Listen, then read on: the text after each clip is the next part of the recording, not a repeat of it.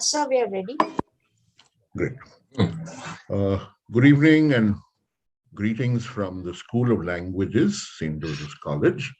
This is day 3 of our ongoing colloquium, reflecting on languages, undergraduate education, and the national education policy. Yesterday, we listened to Professor Avinash Tambarsi from Sahyadri College, and today we have 2 speakers lined up. Starting right away, we'll have Professor V.S. Sridhara, and that will be followed by a session from Professor Vanamala Vishwanathan. I will quickly introduce Professor V.S. Sridhara. Professor Sridhara is a bit of a legend in English teaching circles and beyond in the education fraternity in Karnataka on account of his courageous activism and his ability to stand up to various forms of intimidation from different quarters. We're very happy to have him here with us to deliberate upon the national education policy and its implications. Welcome, Professor Sridhara. Over to you. Thank you. Thank you, Professor Rahul. It's always nice to be associated with St. Joseph's College and the School of Languages, of which I was also a part for some time. So thank you for giving me this opportunity. I think it's an important issue that as English teachers, or language teachers, I should say, we need to seriously reflect upon. I'm audible, right? Yes, sir, you are. Okay. So how long can I go on? For about 25, 30 minutes? Don't worry, sir. Okay. Let's go on. I would like to begin by placing the whole New Education Policy 2020 in a broader context, because that context matters a lot. As students of literature, we know how important the context is. So, because we can make sense of the text of the policy when we understand the context. So I would say that it's marked by an increasing tilt towards what we call neoliberalism today. It's a paradigm which has been in vogue for some time, but even that has passed through several stages. Now we are in the latest stage of neoliberalism. I'll also explain what it means a little later, but before that, my point is that New Education Policy 2020, in a way, is in many ways is a continuation of the old NEP, the earlier NEP, which was introduced by the Congress government. Now, there are many policies that were introduced by the Congress government, which are continued by the present regime. But still, there is a tall claim that they are trying to bring something very new, which was not done or was even thought of by the earlier regimes. So I don't have to give examples, but one of my friends made a study that more than 70 policy programs from the previous government are being continued. But at the same time, there is also an attempt to delegitimize the earlier government. Not that the government was good or perfect, but it had its moments of concern, social concern, and a lot of really progressive initiatives were undertaken, though they were not perhaps implemented properly. That's a different story. But the attempt to delegitimize entire earlier government as Nehruvian, as something that was, purely Western, socialist, not suitable to quote-unquote Indian tradition and condition, is something that we keep hearing. And this new NUP is also an attempt tacitly to say that we are bringing out something new, but it is not. In many ways, it is a continuation of a reformulation of the earlier education policy. Now, we live in an age of extremes today. Eric Hobsbawm, the well-known historian, even wrote a book called The Age of Extremes, where he captures the history of what he calls the brief history or short history of 20th century, spanning the period between 1914 and 1991. In other words, he begins his journey of tracing the short history of 20th century with the beginning of the war and ending with the ushering in of globalization. But in post-colonial countries, we always have this problem of time lag, because what happens outside in the world happens to us a little later. So, true to that kind of legacy, we are now getting into this short history of neoliberalism, sorry, short history of extremes, the age of extremes. Because any issue that we have today is seriously torn between on the far left and far right, because there is a Rashomon effect here, because the same issue, the same phenomenon can be understood, interpreted, as we see on in TV debates now, from a left or right perspective. But I'm not really worried about those extreme positions, because at least they will keep all their cards on the table. What is a little worrying is the position in between, which is roughly the liberal position, which believes that we can always take the good from both and then create a kind of amalgamation of that. But that has a serious problem. Why? Because in doing so, in trying to be good, in trying to balance, in a way, it tries to advance not the left but the right. In the sense that, as Aizaz Ahmad puts it in one of his interviews, the problem today is not that the liberals are moving towards the right, rather the right is moving towards the liberal. This is very important for the right to move towards the liberal, because it needs to camouflage, to create a smoke screen for its agenda. Maybe it will get rid of that smoke screen eventually and completely bear its fangs upon us. But right now it needs that smoke screen. It's not just a phenomenon we see in India. More or less, this is how the governments all over the world are behaving, and they are caught up in this. So, in a way, the NEP 2020 is certainly a mimicry of the West, in the sense that it promotes the neoliberal ideology, but tries to clothe it in an Indian outfit. Now, this is important. That Indian outfit is something that we should analyze very carefully and be wary of. In other words, we can say that this kind of combining the modern, the West, and the Indian, whatever we consider Indian, um, an attempt to balance it seamlessly is something that we began long back. So that's the continuation, in the sense that, for example, there is Partha Chatterjee talks about how there is the nationalism created a split between the inner and the outer. The outer, the public, is something that we get from the West, the secular, rational, etc.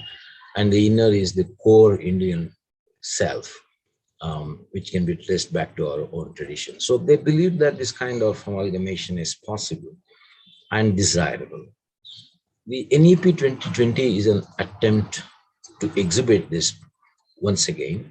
That's why, on the one hand, they talk of knowledge society, the need to have multidisciplinary approach, and they use all the jargons that were used earlier, like critical thinking, creating nation building, etc. And at the same time say that while we do that, we should retain our identity by drawing inspiration from some of our old institutions.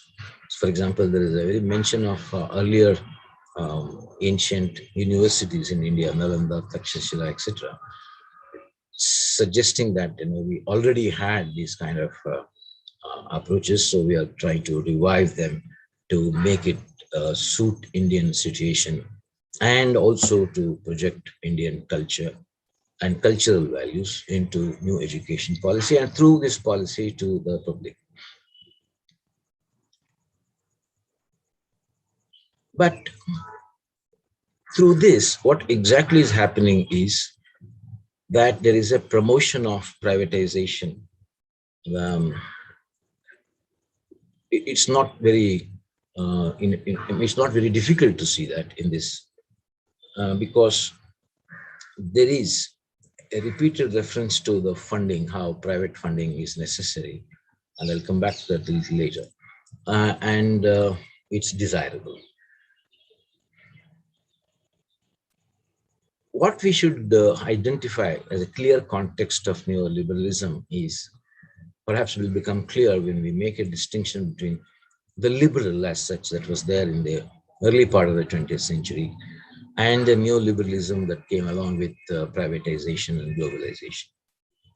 What is the difference? While the liberal called for reducing the role of the state to a minimum and replace it by private capital, the latter, that is the neoliberal, seeks to expand the role of the private through the state, making it authoritarian and a dedicated facilitator of its interests. So that's the shift. So it's not that the state simply withdraws, rather it becomes proactive and supports the private agencies to take over. That's what we are witnessing now. Every public institution is being dismantled, and we have the private players getting in because they're in the public discourse. We believe that it is the private that can deliver. The public cannot deliver anymore. It's completely fossilized. It is very poor management. It cannot handle. So rather, there is this famous statement that the business of the government is not to do business. So this is the famous statement that one of the ministers was fond of saying again and again. So there is this withdrawal, not just withdrawal, but an active support of facilitating the private player. My first point is NEP tries to do that very efficiently, and in spite of its claims for drawing a lot from Indian tradition. That's the first point. So it introduces the reforms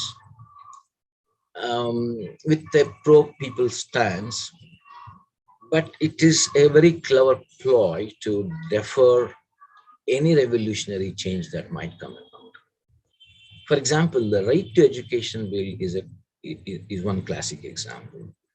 Now, the right to education allows people from the marginalized communities to get into the nearby school, however elitist they may be, but it is limited. So there is a difference between this kind of reform, which tries to take away the cutting edges of radical changes by taking something from that, introducing a reform as if it itself is a very radical change, while the real radical change is kept at a way or a distance or not even made visible. So it's so this kind of reforms is something that we should be wary of, because they will be promoting the neoliberal agenda in the name of making our not just education, every other sphere of public sphere of governance more pro people. So we can see this in the NEP 2020 very clearly. In its very introduction, the policy reflects concerns that are couched in a language of neoliberalism, so something that we cannot object to at all. So we have a lot of desirable elements being talked about here. So something that we cannot, we don't have to be, something that we really like to welcome. For instance, it says, education, I'm quoting from the policy, education is fundamental for achieving full human potential, developing an equitable and just society, and promoting national development. Providing universal access to quality education is the key to India's continued ascent and leadership on the global stage in terms of economic growth, social justice and equality, scientific advancement, national integration, cultural preservation, etc., etc.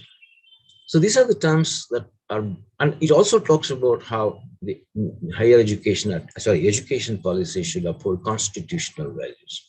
Then I made a search of the document. Is there a word secular there? No, in the entire document, the word secular is conspicuously absent. The word equity appears only 3 times, but in different contexts. It doesn't actually mean what we generally understand as equity or social justice. So these are the terms that have been sprinkled very liberally. But operationally, how do you realize these objectives that the policy is largely silent on? So that is one of the major problems with this, or challenges for us to understand what this policy is trying to achieve.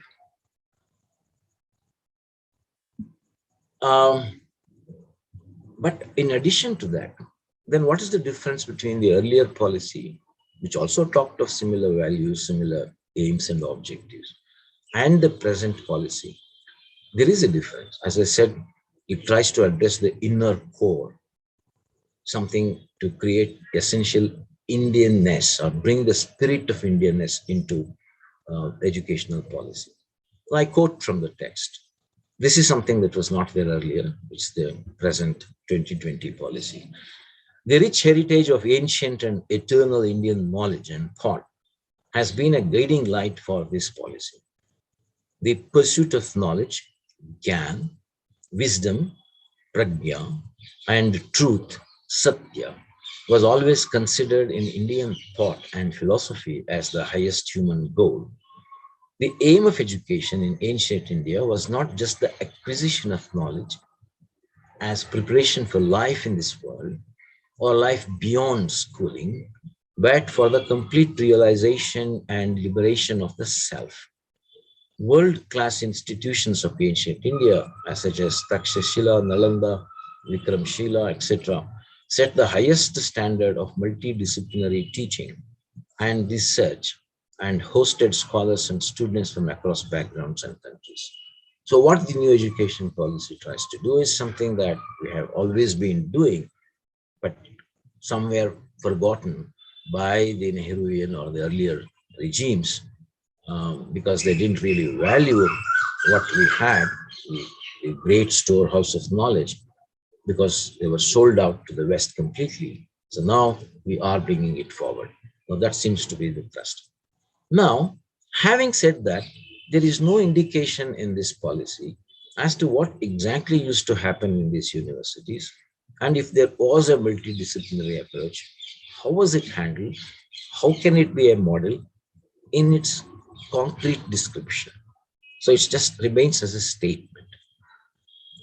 Now, if we critique this, saying that, oh, these people are using Sanskrit and talking about Indian tradition, etc., immediately we are branded anti-national, unpatriotic. So this is a kind of shield to protect themselves and also to use it as a defense against the critics. So this, but certainly people like us do not have any big problems with any policy referring back to Indian tradition, particularly knowledge systems. But the problem is, how do we bring that knowledge system to the present structures and present dispensations that needs to be worked out? So when it is not worked out, it remains, as I said, only in the realm of intention. And to that extent, I would say NEP is just a post-colonial document. It's not a document for decolonization. If we think that education is a prime means and source of decolonizing our minds first, then this policy is not seriously addressing that issue at all. Now, if we look into this, most of these institutions flourished during the time of Buddha, who encouraged dissent and questioned the Brahmanical hegemony. That's the irony. But they do not want to perhaps acknowledge this because the entire Hindutva agenda is highly Brahmanical in its character. I have no time to explain what is this Brahmanical here, but I can if you want later. But Hindutva and its communal agenda is nothing but, that's what Ambedkar says in his very well-known book called Revolution and Counter-Revolution in Ancient India. He says that the Buddhist period was the revolutionary time in ancient India. But then the decline of Buddhism, resulting in the rise of the Brahmanical class. He actually used the word class repeatedly. Started what he calls the counter revolution, and he believed and argued vehemently that we still live in this age of counter revolution. He envisaged a new India based on constitutional values as a counter to this counter revolution, as a means of bringing back the revolutionary spirit that it had, which meant that you should put an end to this hegemony of one particular ideology. And because India has a long history of the Brahmanical and the non-Brahmanical traditions, philosophical systems existing together, perhaps even interacting with each other. Now, that I think came to an end after the decline of Buddhism. So today, we still have this living tradition, no doubt, but it's delegitimized. And the irony of it is these non-Brahmanical belief systems, practices, worldviews that are also being appropriated by the Brahmanical hegemony. That is how I would see that this document is another attempt at counter-revolution. So we can quote like the Hinduism uh, appropri- appropriated Buddhism and made Buddhism, who was actually opposed to the Vedic, the Sanskritic, the Brahmanic tradition, as a part of its own, cosmology. Similarly, this attempt is to bring all these old, name these institutions to claim a kind of legitimacy without looking into what that legitimacy would ultimately entail as. I would be happy, perhaps, if, because we know that in today's India, what's happening to dissent, what's happening to people who question the authority? Why are these people, the public intellectuals, are languishing in jails, being, you know, uh, clamped under UAPA without bail? So you can see that, and even a very small tweet on Facebook or whatever on social media is enough to even apply this, sedition charges. It's only off late that only in a couple of cases we see Supreme Court coming to the rescue of these people, granting bail. Otherwise, there is a number of people who are languishing because they raised a very small voice. Now, when the situation is like that, what is the meaning and purpose of declaring in the introduction, in the preamble of this policy, that the education would like to, new education policy would like to promote critical thinking? So that means that they have a different definition of what critical thinking means. They have a different definition of what knowledge means. So that is why it's very, very important to see through this game before we venture into analyzing or appreciating it. Now, it lists about 10 problems, major problems that plague the current higher education system. I don't read the whole thing, but I'll just summarize it in brief. According to them, this policy 2020, the 10 major problems that plague our system are: one is the severe fragmentation of higher education ecosystem.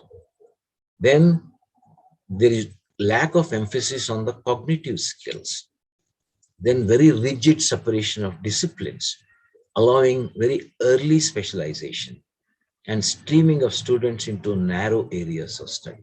So it tries to address this by opening it up, by saying that yes, we'll have a multidisciplinary approach where the students lies in the West can opt for history this year, mathematics next year, and something else, and total credits would entitle that student to become a graduate.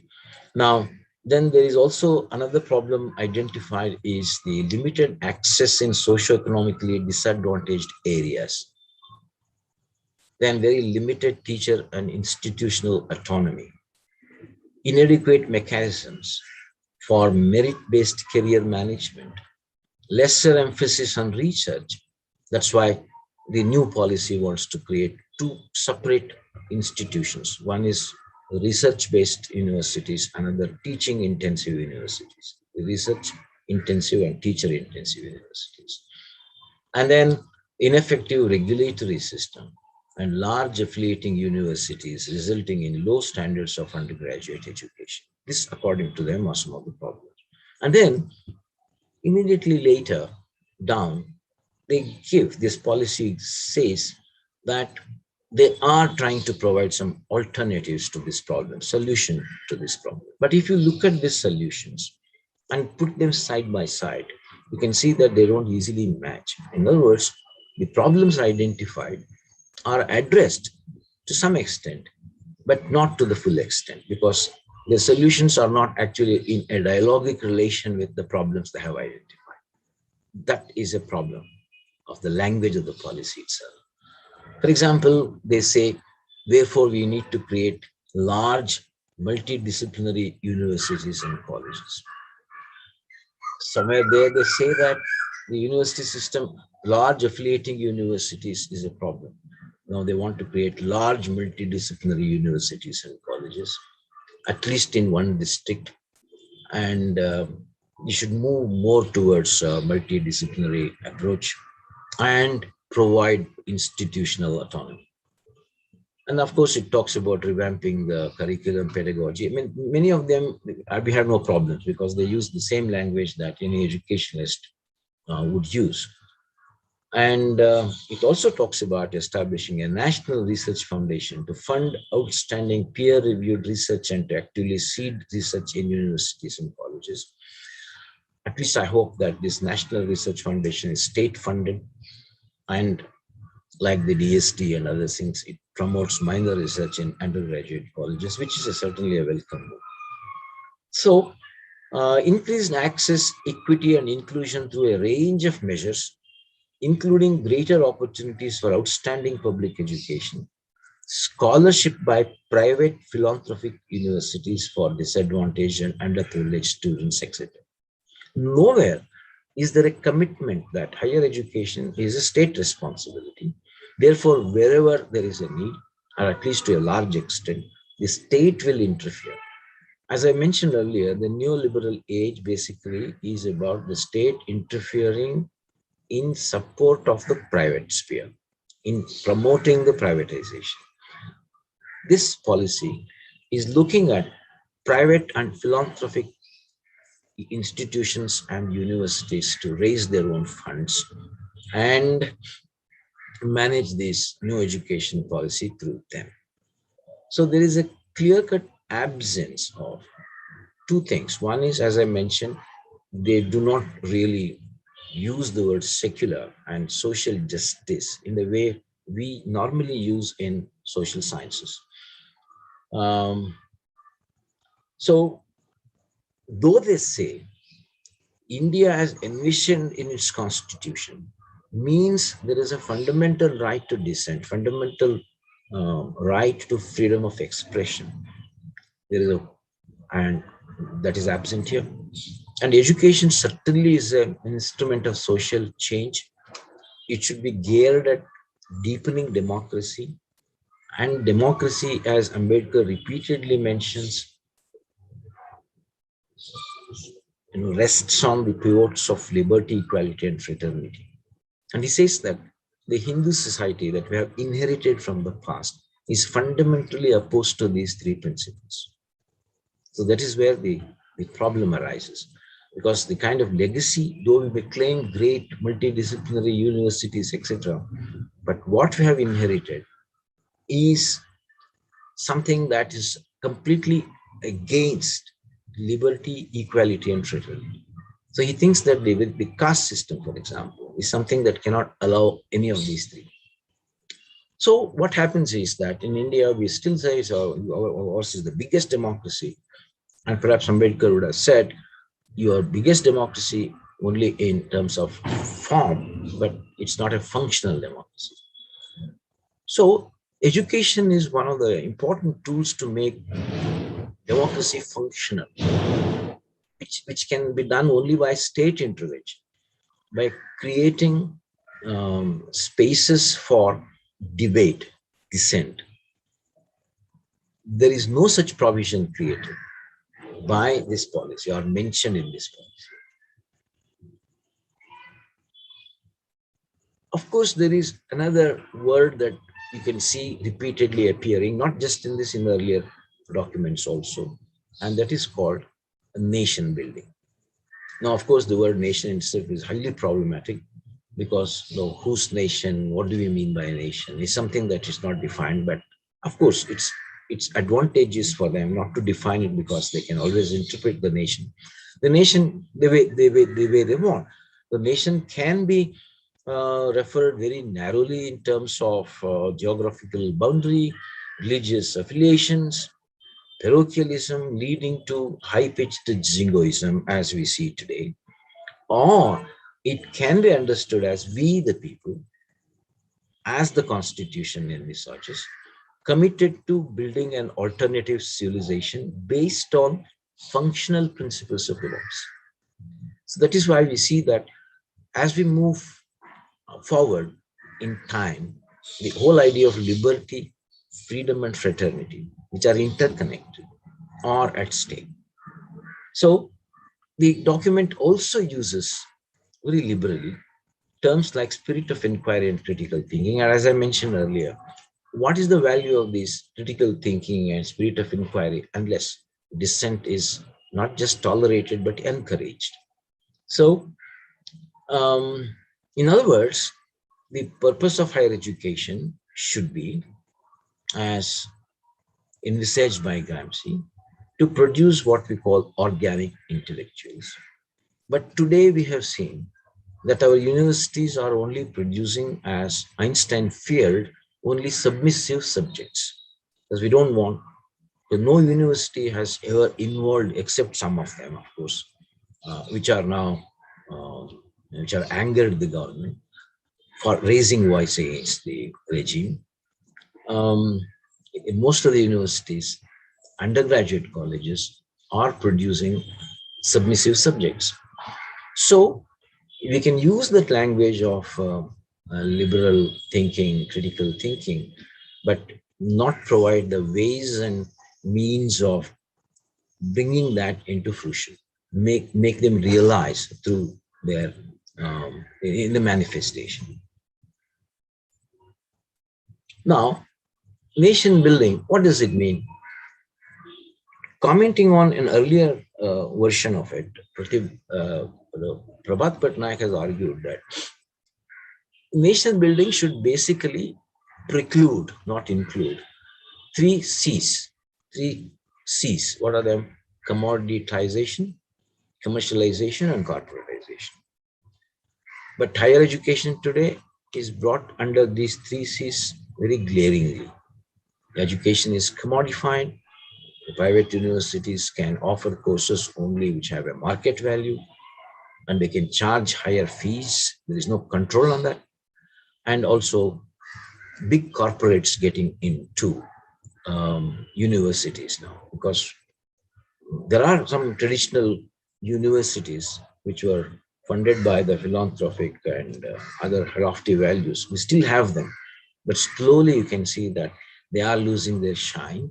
And what we see, if you look at the advertisements that you appear on in the papers on a daily basis, a lot of corporates getting into this. The present NEP makes no bones about the need for and to support all the three C's. It says that we need that. Take a look at the following thrust areas: interdisciplinary courses, multiple exit options, focus on scholarships funded by private and philanthropic institutions. So, this is, I would see, as a very clever ploy to defund public schemes, because in another 5 years from now, there will be no college in Karnataka, maybe the case is similar in other parts of India, which will have aided teachers. For example, in educational sector, what we call the PPP, private public participation model, functioned very effectively. Colleges were established, built and ran by private managements, but the teachers and the staff, including the students, some of them were funded by the government. So we all worked in such institutions, but now it's gone. Most of the teachers are paid by the management, and like in the corporate sector, um, I know universities where one teacher doesn't know what the salary of his colleague or her colleague, because each one is given a different package and it's a secret. And of course, they can be shown the bench, they can be given the green, what you call the purple or pink slip anytime. There is no guarantee, job security anymore. And then, so now when there is a kind of lack of job security, when the teachers are not paid, then you, on the other hand, you keep talking about introducing lots of courses and multidisciplinary approaches and creating a kind of hierarchy within between RIUs and TIUs. Now, I don't know. There is a big contradiction here. There is no way in which we can connect these two. So this is one of the biggest problem. The language of the policy in a way hides as much as it reveals. And this kind of reading is possible only if we are good students of literature and language. Because today, language is not simply skills, though we have reduced it to some sort of set of skills. We know that after the advent of theory, language means language is nothing but knowledge. There's nothing knowable beyond language. So every knowledge has to happen through language, the deployment of language, and then the kind of discourses that each of the disciplines use. It is something that we have to understand very critically. Therefore, the very narrow definition of language teaching itself has to undergo a radical change. It has already undergone change in the theoretical sense. I'm not talking about MA courses, I'm talking about general English courses. Now, we know the problem with the policy of language in under NEP has been much talked about. It has reduced language to only one semester, first 1 year of 2 semesters. And maybe because we are all raising our voices, the government may concede and say, okay, 2 years. But that's not going to solve the problem. I would suggest, therefore, that we should insist that I have no big problem with the 4-year scheme, except that allowing exit after the first year is a big problem in India because it does not take into account the socio-economic realities of our times. One, at least a 3-year course would have um, prompted a student to run the course, and perhaps in the second, third year, they could have picked up. Of course, one can argue even now they can, certainly yes. But to give an exit option means not only to create a huge number of dropouts, but also to create a huge number of unemployables. What do you give? What kind of job ready will the first year diploma holders who get out of the college after 2 semesters may have? So this is the problem. So therefore, we may have to make some structural changes there. But structural changes are only form based. We should, like democracy is, we have formal democracy, not functional. So I think the structural changes have to be understood in terms of their function. Now, apart from the problem with the exit option, which may be modified, I would say as a language teacher, argue that all the 4 years, they should have a language component. And it should be supplement or complement the main courses. Of course, the first 2 years, we do offer them different varieties of language use, including skills. But in this scheme, in the 3rd year and the 4th year, they specialize, they read their major subjects. And in the final year, they focus on one important choice, subject of their choice.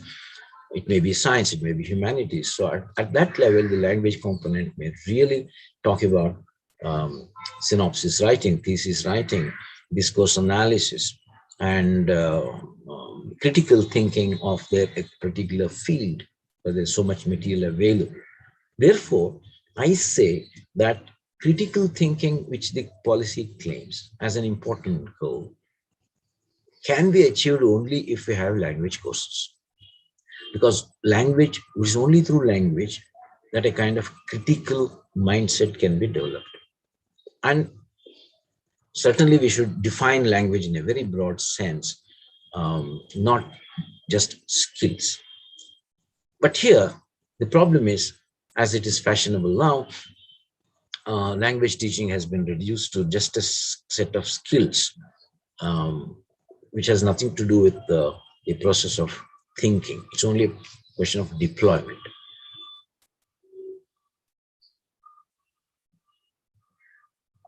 Once, okay.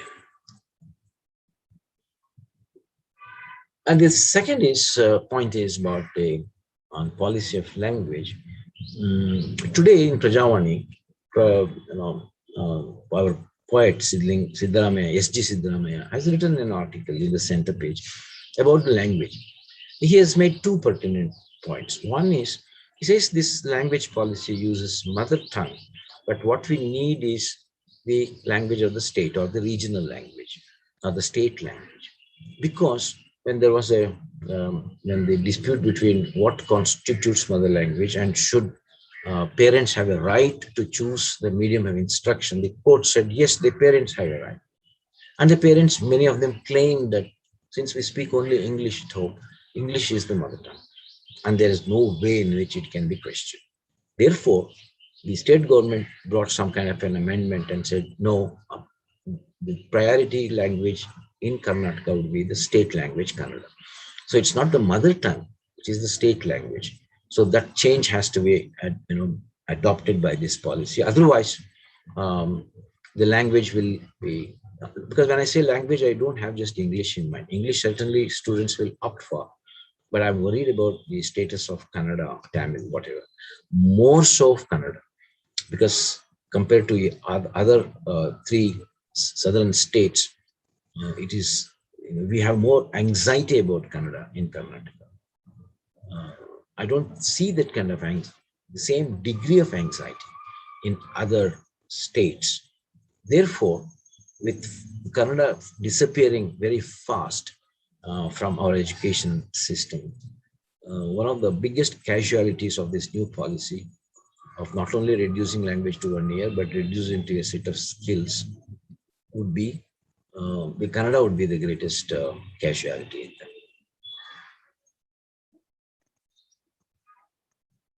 Now, it says that through the attainment of suitable accreditations, the policy says, the higher education institutes will gradually move towards full autonomy, academic and administrative. This makes it clear the true intention and goal of NEP. We have seen the perils of autonomous self-funded colleges. Because as I mentioned earlier, they can offer only, they do offer courses which are marketable. There may be a number of courses in humanities which are necessary for critical thinking, but there can be no takers. The language options may also get restricted, as most parents may opt out of regional languages in favor of whatever they have claimed as their mother tongue. That is why some of the articles that have appeared on this have described it as rhetoric, long in rhetoric, short on substance. I'm referring to an article in EPW, which, if you can refer to, talks, elaborates this point of how it's full of rhetoric, but then it's empty because it's very short on the substance. So, the undergraduate colleges, as on now, are governed by two agencies. One is the university, other is the Directorate of Collegiate Education. Practically speaking, this multidisciplinary approach, as Arvind was talking yesterday, should have been well thought out. There should have been more consultations. Because let us presume that a college starts running several multidisciplinary courses, and each multi-course may have very few students. The university may say, yes, go ahead. But the Directorate of Collegiate Education will say, no, you should have a minimum workload. So this workload has come in the way of innovation. Of course, now that the government is not funding, but at least in government colleges, what happens? The DC says, we cannot give UGC scale to a teacher who teaches only 15 students. So the class should have a minimum of 90. Then what happens? The colleges will be forced to reduce the number of choices. And then if the student really wants to have greater variety or optionals, then the students are forced to move to a private autonomous institution. So this whole idea of the NEP, which is as an intention is okay, functionally, it will only end up in draining students away from the government colleges. So we will certainly have the same hierarchy of the elite, moneyed people studying in private universities, and those who come from the uh, you know marginalized sections, economically weaker sections, will have to go to the government, like we go to government hospitals. So this NEP has not addressed this kind of division. In fact, it has already mentioned, created one more hierarchy of the research intensive and teaching intensive. Now, I will end this by quoting one quotation from, because during Vajpayee's government, it was not a policy, but they created a committee for higher education to revamp higher education. I don't know if many of you remember that. That committee had two conveners. Who were these conveners? One of them was, don't be shocked, Kumar Mangalam Birla. The other was Mukesh Ambani. So there is this Ambani-Birla report, which was submitted to the government, and at least they minced no words. The present NEP is a very pseudo kind of, it tries to camouflage most of its intention through a clever deployment of terms and languages drawn from constitution and other things. Whereas at least I would say Ambani and Birla had this to say. They didn't cover up anything. I quote, "The challenge that we face in education in India is to bridge the large gap between the education have-nots and the haves." See, wonderful intention. While simultaneously radically upgrading educational content, educational delivery, and processes to foster a competitive yet cooperative knowledge-based society. So on the one hand, we have a split. On the other hand, we have a need to create a knowledge-based society, which is extremely competitive. This is not the time for just reforms. It is time for a revolution. These are the two capitalists who are talking about revolution in higher education. It's funny, but they have a knowledge revolution. Now, what is the analogy they give? That's very interesting. The green revolution in agriculture ushered in high productivity and prosperity through technology, education of farmers, and field extension activities. Likewise, a revolution in education that embraces information technology, fosters freedom and innovation, and induces a market-oriented competitive environment is vital for our future. Perhaps unwittingly, unknowingly, they have told a fundamental truth. They have just come out with a fundamental truth by comparing the changes that they wanted to bring in higher education to the Green Revolution. Today we know that the very author of one of the authors of the Green Revolution, like Swaminathan, is still alive, called it not green but greed revolution. So comparing, and now we know that there was a spate of farmers' suicide throughout India. It's a direct result of this green revolution, excessive capitalization, mechanization of agriculture, market dependent agriculture. Now, that has brought our agriculture to a huge crisis, as we see in the form of farmer struggles, unprecedented kind of farmer struggle.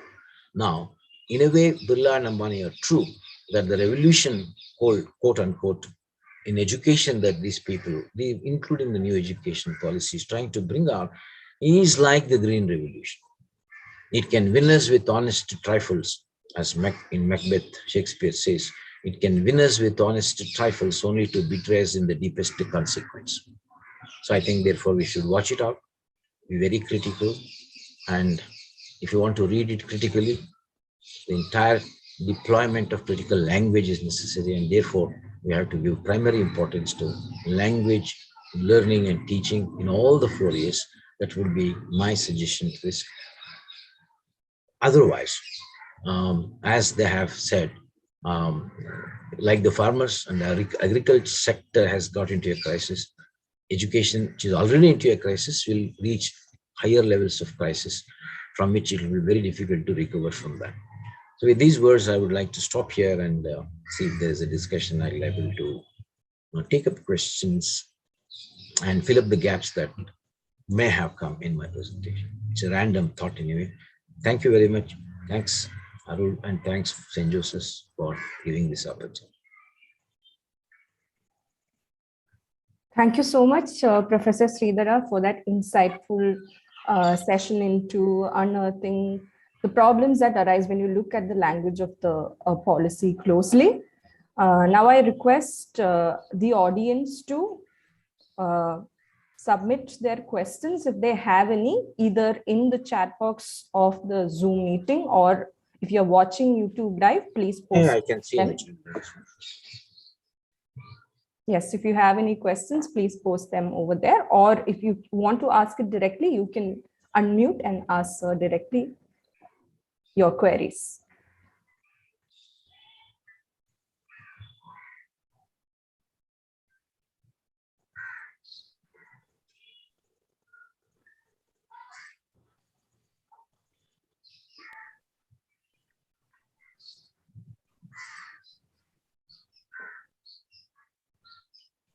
So one thing that I wanted to ask you is that you made this point about the definitions of critical thinking being different in the language that is in the NEP. So can you elaborate on that a little bit more?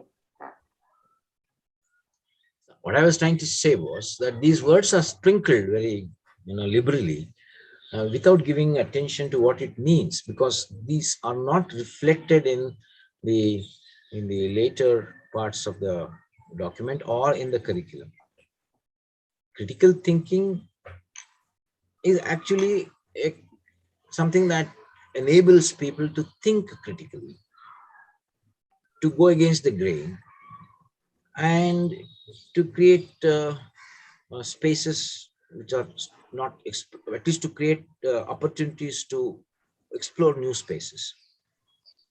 Now, if that is the intention, as I have been telling, then the state should interfere, fund the institutions, allow as many options as possible, irrespective of the fact whether they are commercially viable or not. So it remains as the intention. But when you are allowing so much of privatization, then which private institution would allow a subject which may not have many takers? So therefore, not only is critical thinking not explained, there is another structural problem where there will be impediments for introducing critical thinking. Okay, sir. Thank you.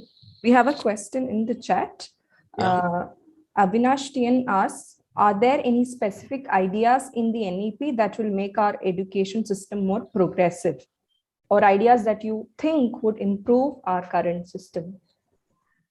Yeah, certainly, because I think that because any change from the age-old rigid structures we had is welcome, and but mere structural changes will not ensure anything or assure anything.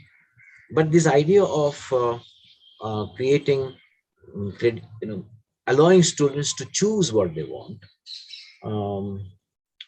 in a flexible way is a welcome move, because they may realize after 2 years that they may not be interested in taking their physics learning forward. So in that case, they can go to philosophy if they want. That's fine. It's something that's not possible now. But as I mentioned, we have to be a little wary about the exit options, at least in the first year. So they have to be made employable, and our socio-economic condition. Because see, for example, in the West, a college dropout is not stigmatized. But here, a dropout carries a lot of stigma. A dropout of a first year in American setup might still get a job, and then nobody looks down upon the kind of jobs they are doing. But here, it's not the case. The dropout always carries a stigma. So why are we creating more dropouts? So we can see that this aspect has to be deliberated in greater detail. We can't introduce this structural change immediately. Okay, thank you so much, sir. Professor Sridhara, thank you for that talk, and thank you for those many insights skewering the language of the NEP.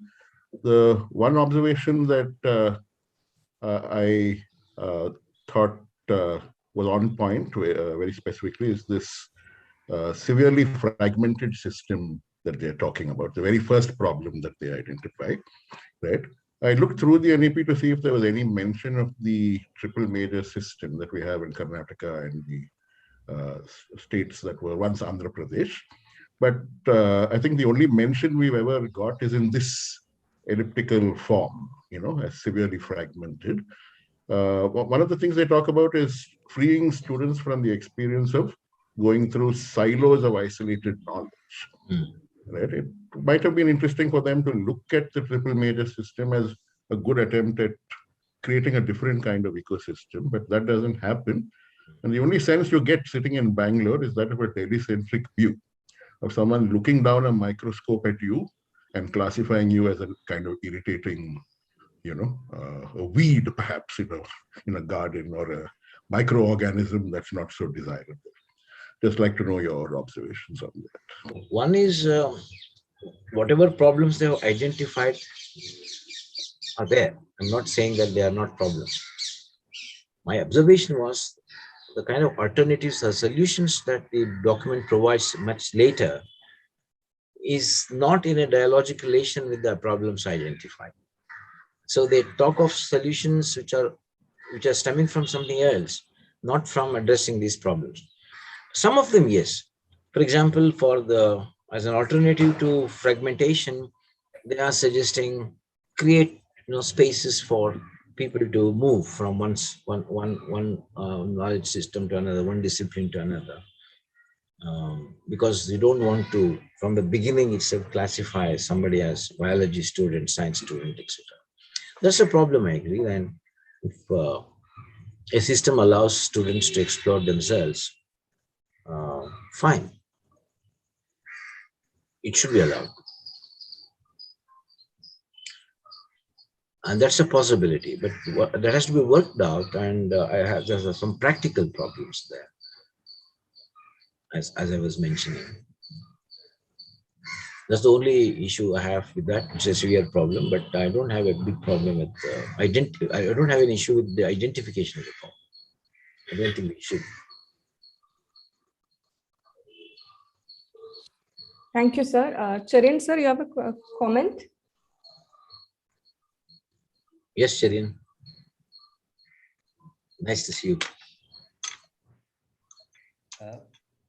I just wondered whether this whole question of the logistics also, in terms of what they suggest in the final year, for example, it's supposed to be research.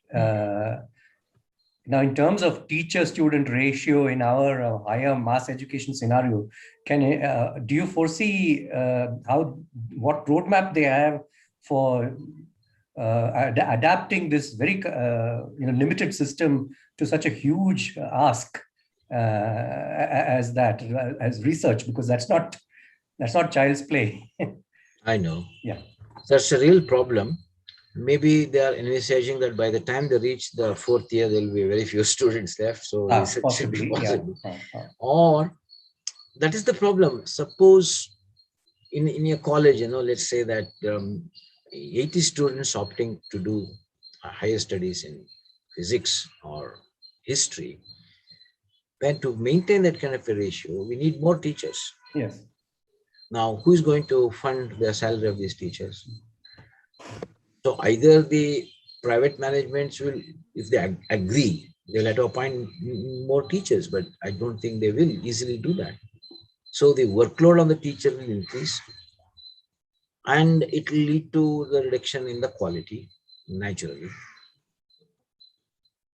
That's why the government says, irrespective of the number of students, we will fund the institution. Then, yes, this makes sense. Yes. That's the point I was making. But in the absence of that, it becomes a mere rhetoric. Thank you. Thank you, Karan sir. Thank you, Professor Sridhara. Thank you so much for that beautiful session, beautiful comments and interesting questions. Now we move on to the next session by Professor Vanamala Vishwanatha. It will be on Only Connect, Rethinking the Role of Languages in Indian Education. I invite Dr. Charan Alexander to introduce our speaker, and I'm handing over the session to them. Thank you.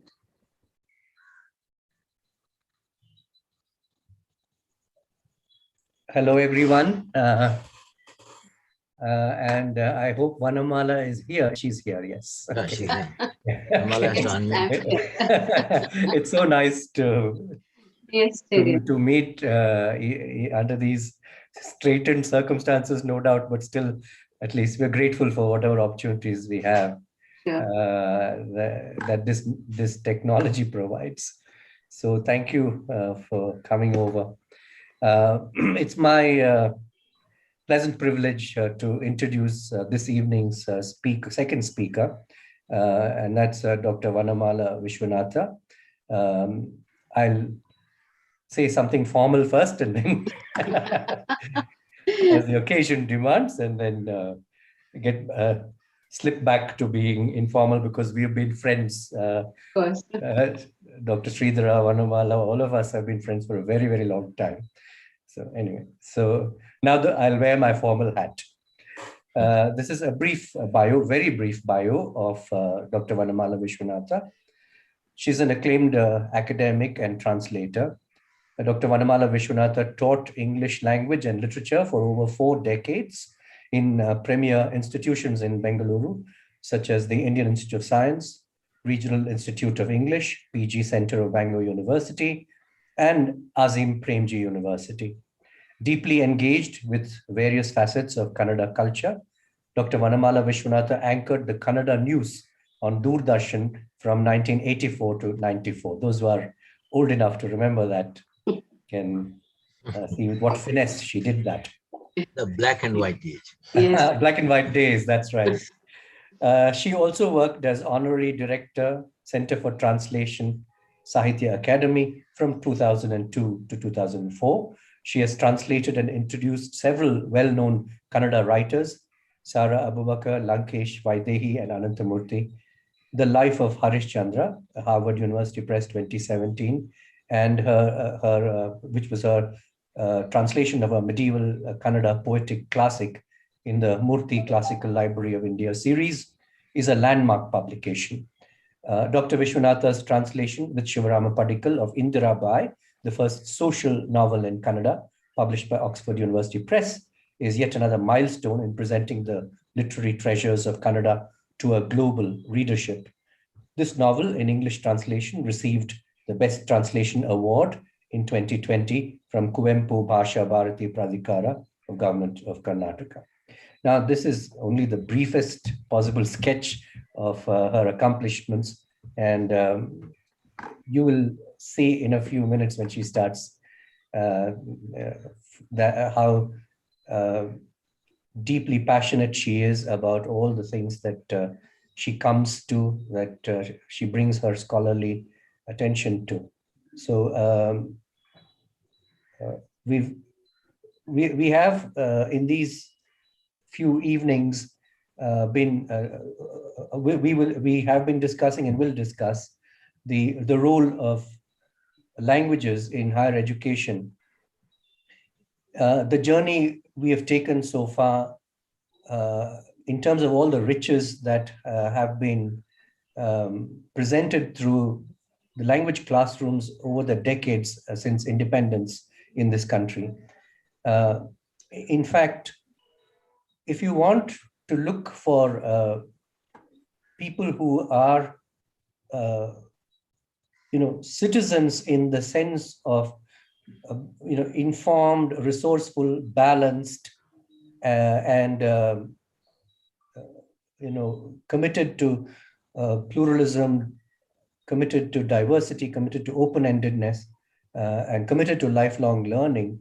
If you find people like that in this country, you can say that to a significant extent, the component of their education that has shaped this or has contributed the most to this has been the languages, whether it's Kannada or Hindi or Tamil or English, because of all the exposure that these classes give students to thinking in both analytical and synthetic ways.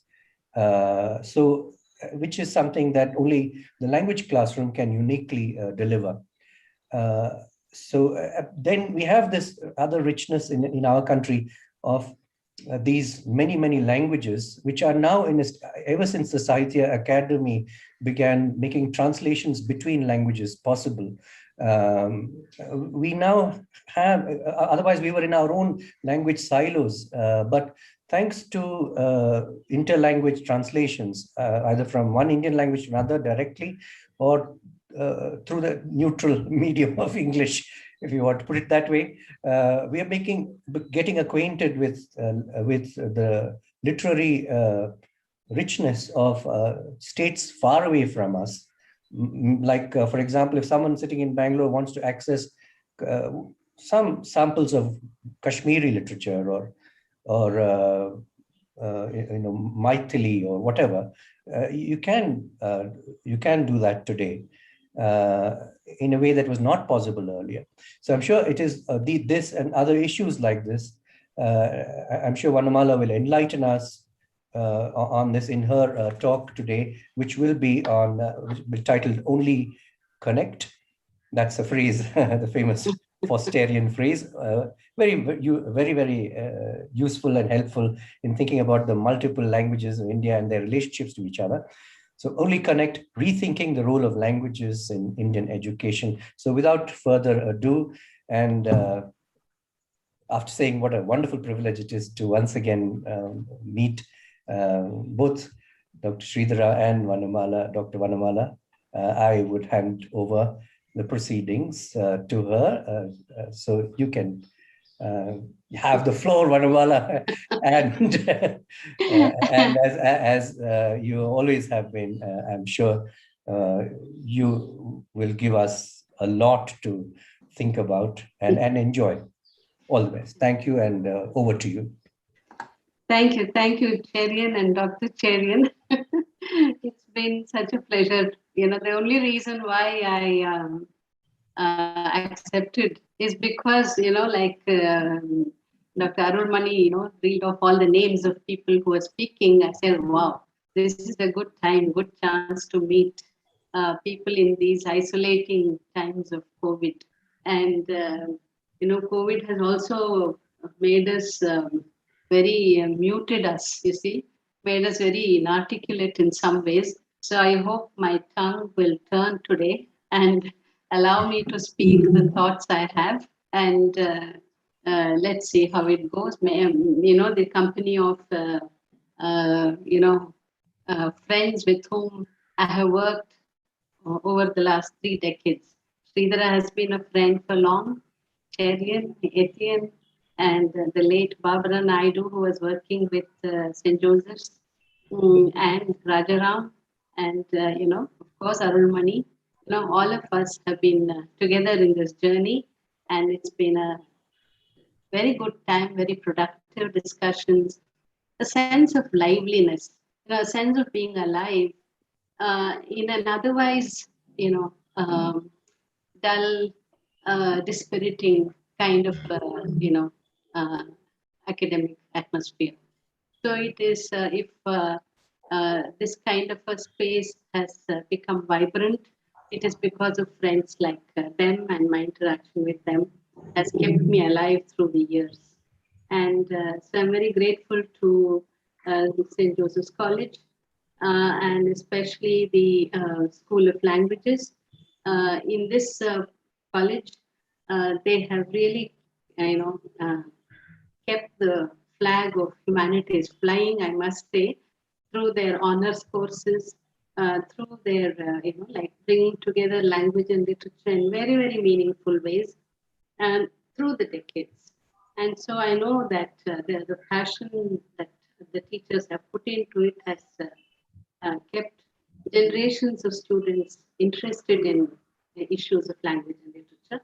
And therefore, I'm very happy to be associated with this group of very committed and very inspiring teachers. So I've been listening to this series of very eloquent and elegantly, presented talks by all the speakers. And therefore, like earlier, I thought I would do a presentation from a research paper I had done with my colleagues in the Azim Premji University, Dr. Jane Sahi and Shailaja Menon. Three of us had done a whole year's study of theoretical issues about language and language teaching and had published a paper. And so I thought I would present that. But I think I changed my mind after listening to all of you. I thought I'll just briefly tell you what that paper was about and then move on to what I want to say now. Give me a moment to switch to my share screen. I'm learning all this, you see, today. So you have to bear with me. One is this one. Step 2 was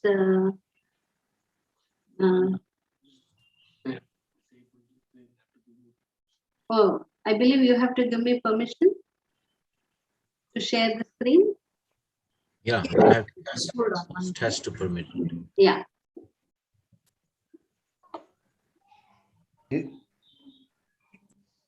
One Is second. Maya there? Maya, are you the one who is to give permission? Oh, yeah, someone. Ma'am, you can just make her co-host. Yes, yes. Okay. Ma'am, I think you can see a button that's share screen there. It's Yeah. Yeah, that one. All right. Are you able to see this? Yeah, we can. Yes, ma'am. Okay. Now, You can make it bigger, Unmala, by pressing function and F11 together. Then becomes full screen. yeah. Okay. Right. No. So, in this article called Teaching in Two Tongues, rethinking the role of languages in teacher education in India, we try to locate language teaching in the Indian context of the multiness of our situation. And then we discussed the conception of language and language learning as a socio-culturally located kind of phenomenon, and therefore the need for a critical and multidisciplinary approach. And then we argued for a bilingual or multilingual position in this kind of a context, and described a few possibilities. So this paper is available, and if any of you want to read it, I can always share it with you. I can send it to Dr. Arulmani and make it available to others, right? But I thought, how do I go to the next? Okay. Yeah. I thought instead I will, focus on some of the issues I heard people voicing in the last 2-3 days. One is this question of, is language merely, a mere skill? Is it, or is it more than that? What does, how do they define skill, and how language spills out of that kind of a, category? And then I want to focus a little bit on the bilingual model of learning, and the issue of languages and social justice, which has come up again and again, and very rightly so, because that is the biggest challenge we have. And how do we reinvent ourselves at this moment in history? Some possibilities. It's more a continuation of what has already been suggested. It's more like a reconfirmation, if you please.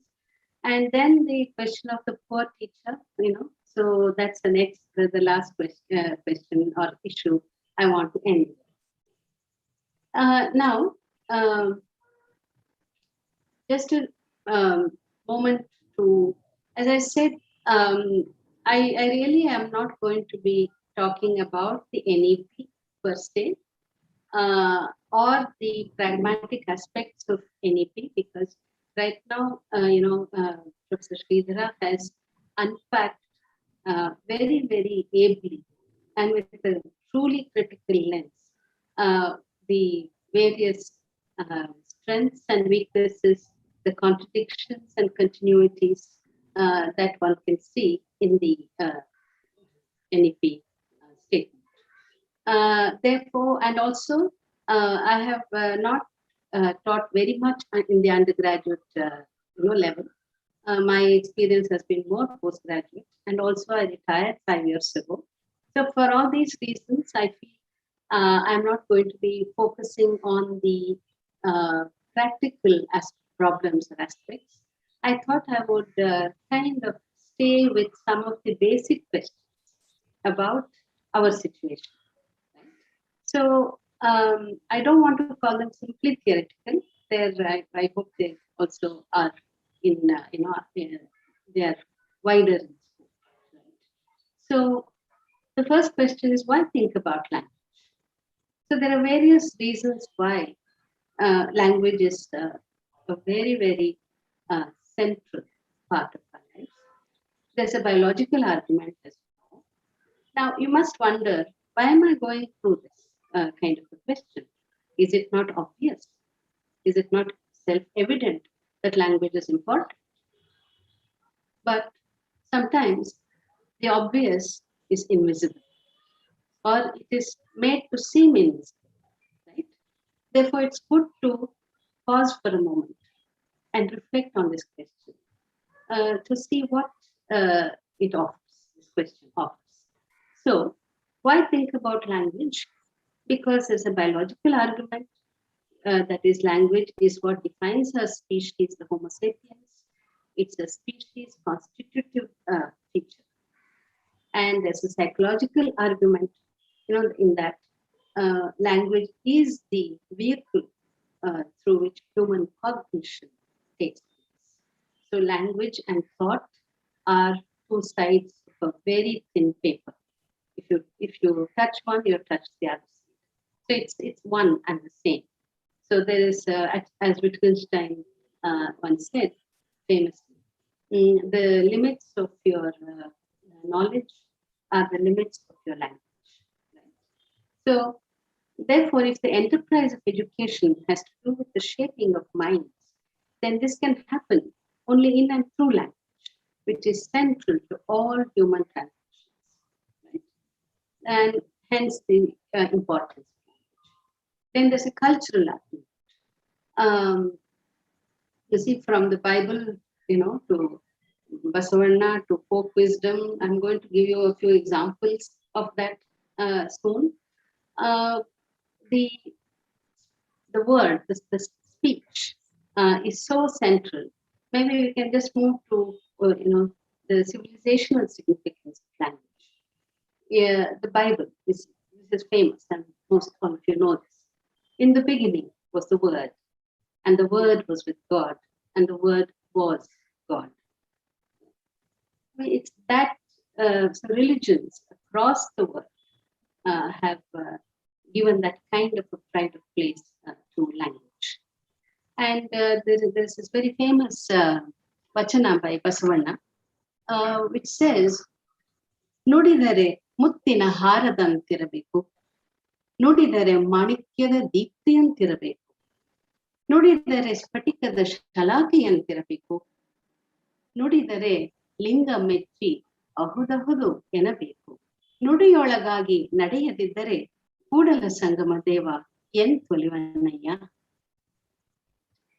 So what is it saying? Is that when you speak, your words should be as pure as the necklace of pearls. When you speak, your words should have the radiance of the ruby. And when you speak, of course, it's a very loose and on the spot kind of translation. When you speak, it should have the dazzle of crystal. And when you speak, the linga should nod its head in appreciation. And this is the next part, is the most crucial part here. Nudiyolagagi nadiyadittare. If there's no match between word and deed, right? Kudala Sangama Deva, Yentolivan, how would God be pleased? Right? So the beauty of the spoken word, the speech or language, as well as the need to match language with action, as an expression of truth. So that is the kind of significance that cultures have given to language. And even in folk wisdom, you would have heard all these proverbs. Matu mane kedistu, tutu ole kedistu. Right? So there is really that kind of a value given to it. Mate muttu, mate embudu jyotirlinga. So all these examples are enough to tell us that this is a language is a very central part of our existence, experience, and life. And this has received an ample recognition, acknowledgement, and active negotiation in our cultures. For instance, rhetoric has been a very respectable field of study in earlier education. Philology, which is not that popular anymore, that again, how to read texts, how to make sense of texts, right? So that was very important. Vyakarana, Chandas, Tarka, argumentation, Mimamsa, all these forms of knowledge they were at the center of education in civilizations. And that should tell us something about the centrality of language. And to come to a more recent past, Paulo Freire, connecting the word and the world, said, reading the world always precedes reading the word. And reading the word implies continually reading the word. As I suggested earlier, this movement from the word to the world is always present. Even the spoken word flows from our reading of the word. For me, this dynamic movement is central to the literacy process. Just a while ago, we had a demonstration of this. Can I get back to this? Okay, yeah. So I was just saying how Professor Sridhara's reading of the policy and his analysis, it was so incisive. It really connected the words on paper and the world we are living in. And it was a good demonstration of what Freire is talking about. Right? So let me go back for a moment to this question. So in an earlier slide, I showed how there were several arguments for why we should be thinking about language, biologically, psychologically, and there is a cultural argument, right, which I talked about, Savarna and others, and there's a political or ideological argument, which people like Freire, Ailaya, and Ananthamurthy, they've all talked about. For instance, we'll come to that in a moment. And there's also a pragmatic kind of a concept. Yeah. There's also a pragmatic argument. That is, we need language to get by in the transactional world. That is for information. Right? So by and large, when we talk of skills, language as a skill, we are looking at this pragmatic argument. And you see that I have put it in red. And that is to kind of flag that it is a very reductionist It reduces all these arguments to just one argument, and that is information. And therefore, you don't need to study it for 2 years. It's enough to study it, in 1 year, etc. So that kind of thinking comes, I think, from this understanding, a very reduced understanding of the richness of all the other aspects of language. And I would like to kind of just focus on one theorist who has very graphically she changed my ways of thinking about language in some ways. So I'd like to share that with you. So, in a book called The Articulate Mammal, Jean Aitchison has a chapter called What is Language For? And she talks about two models of language. A traditional understanding of language functions. See, because language is what language does. So we have to look at what do we need language for.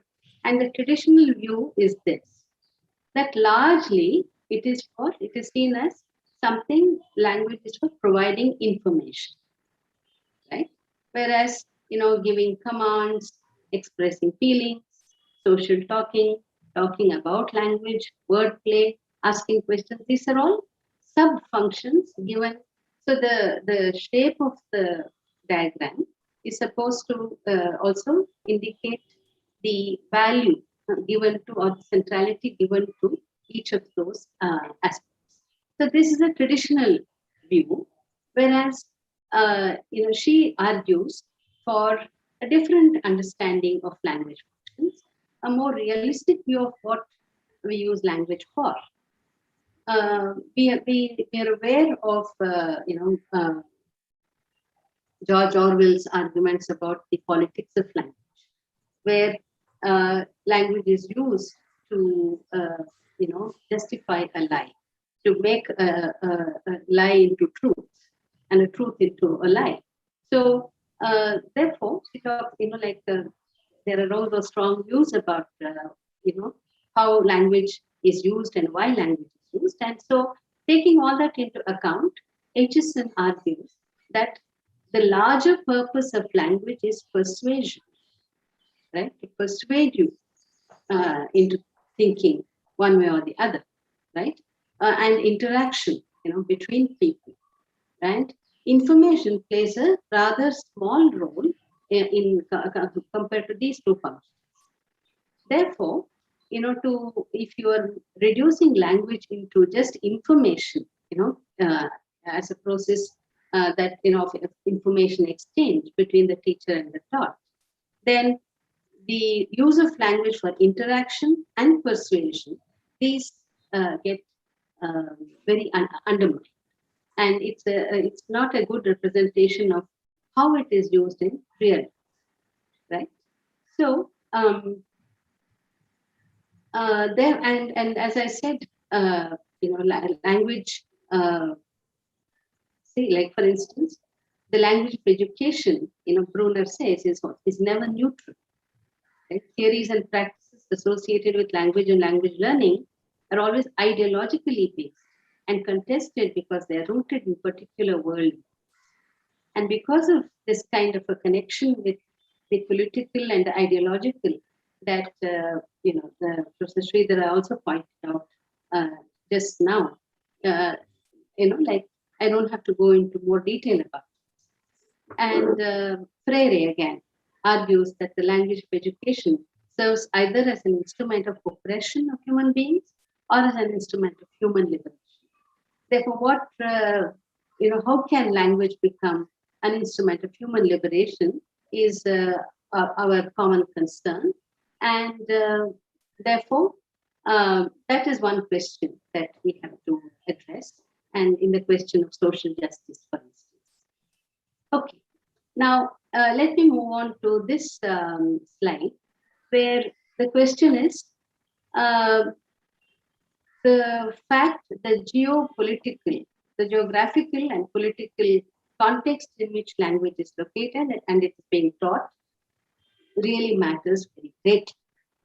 Now, in India, what is the politics of language? Yes, it is multilingual. There are many languages, but not all languages are on the same plane. There is a very clear hierarchy of languages, right? Therefore, Ajit Mohanty characterizes it as a multilingualism of unequal. Right? And Ananthamurthy has argued that English, for instance, has created a new caste system in India, Bharat versus India. Bharat, which speaks, a Bharat which speaks the mother tongues, the first languages, and India, which speaks in English.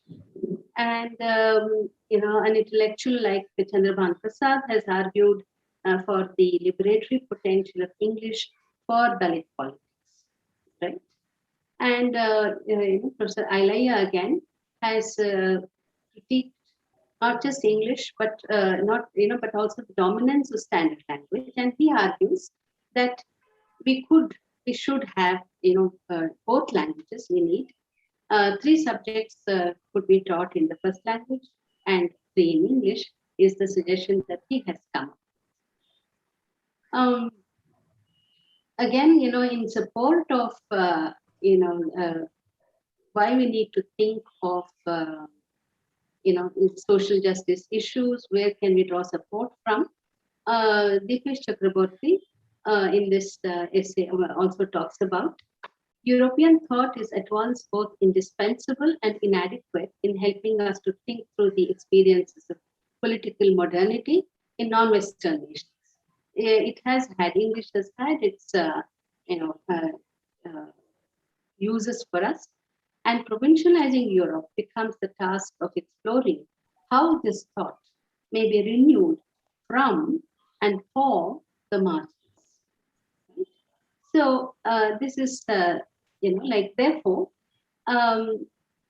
we need to look at what model of teaching languages will help us in the Indian context, and research on, bilingualism. I have found is crucial for our understanding of how to play the different languages in our text. Right now, Jim Cummins, this from Canada, researcher from Canada, where French and English are 2 very active languages. So it has come out of that kind of an experiential base. Has talked about the interdependence hypothesis, rather than, so he discusses 2 models. One is, I'll just show this figure. The connection between the proficiency in the first language and proficiency in the second language is visualized in earlier models of understanding bilingual proficiency as separate. They're in 2 separate spheres of, within the head. Whereas a more recent argument and research has been that the proficiency is common. The mind that is processing the 2 or more languages is one. Therefore, it's a common underlying proficiency. And that is the value of, bilingualism. In that, he shows how through this figure you can see the dual iceberg representation of bilingual proficiency. Now, the underlying, there is this common aspects, of any language, whether it's Kannada or English or Hindi or Telugu. There are some common areas which are general and universal to all languages, and there are surface features of which are different. So, therefore, it is the bilingualism is an aid to learning languages rather than a hindrance. And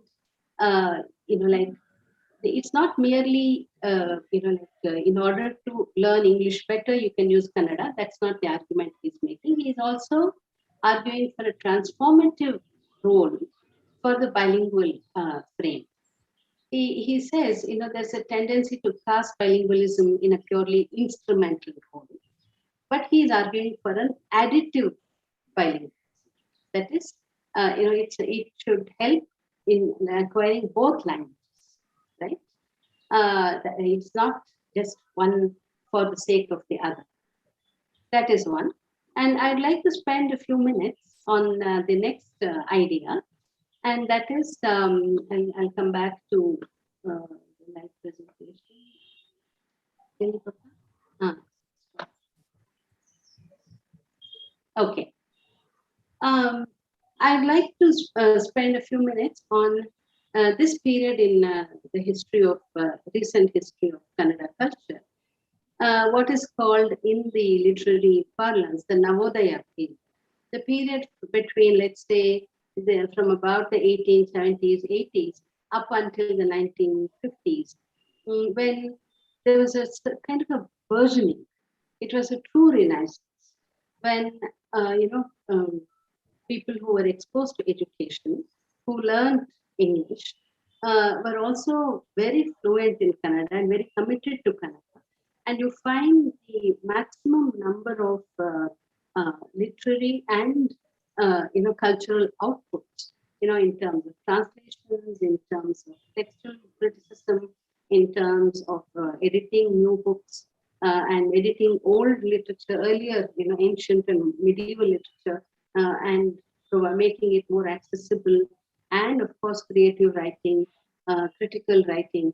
So there was a certain kind of a bursting forth of creativity, where colonial modernity was used, was negotiated, was mediated very, very creatively for strengthening their own base, the base of Kannada culture and literature and social.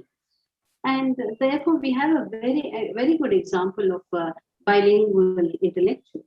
In fact, Ramachandra Guha, in one of his articles, talks about why it was so valuable to have bilingual intellectuals who had their, foot one foot each in this, here, and there. They train the light of questioning and inquiry on this, and this gave a lot of strength and a rootedness and a commitment to the other. So it was a kind of a dialogue, an active dialogue that was set up between Kannada and English. And here, Kannada and English means all that it represents, not just the language per se, but all that went with it, the culture, the questions, the social issues, the texts that were exchanged, right? So Kannada found tremendous enrichment through a process of coming to terms with modernity.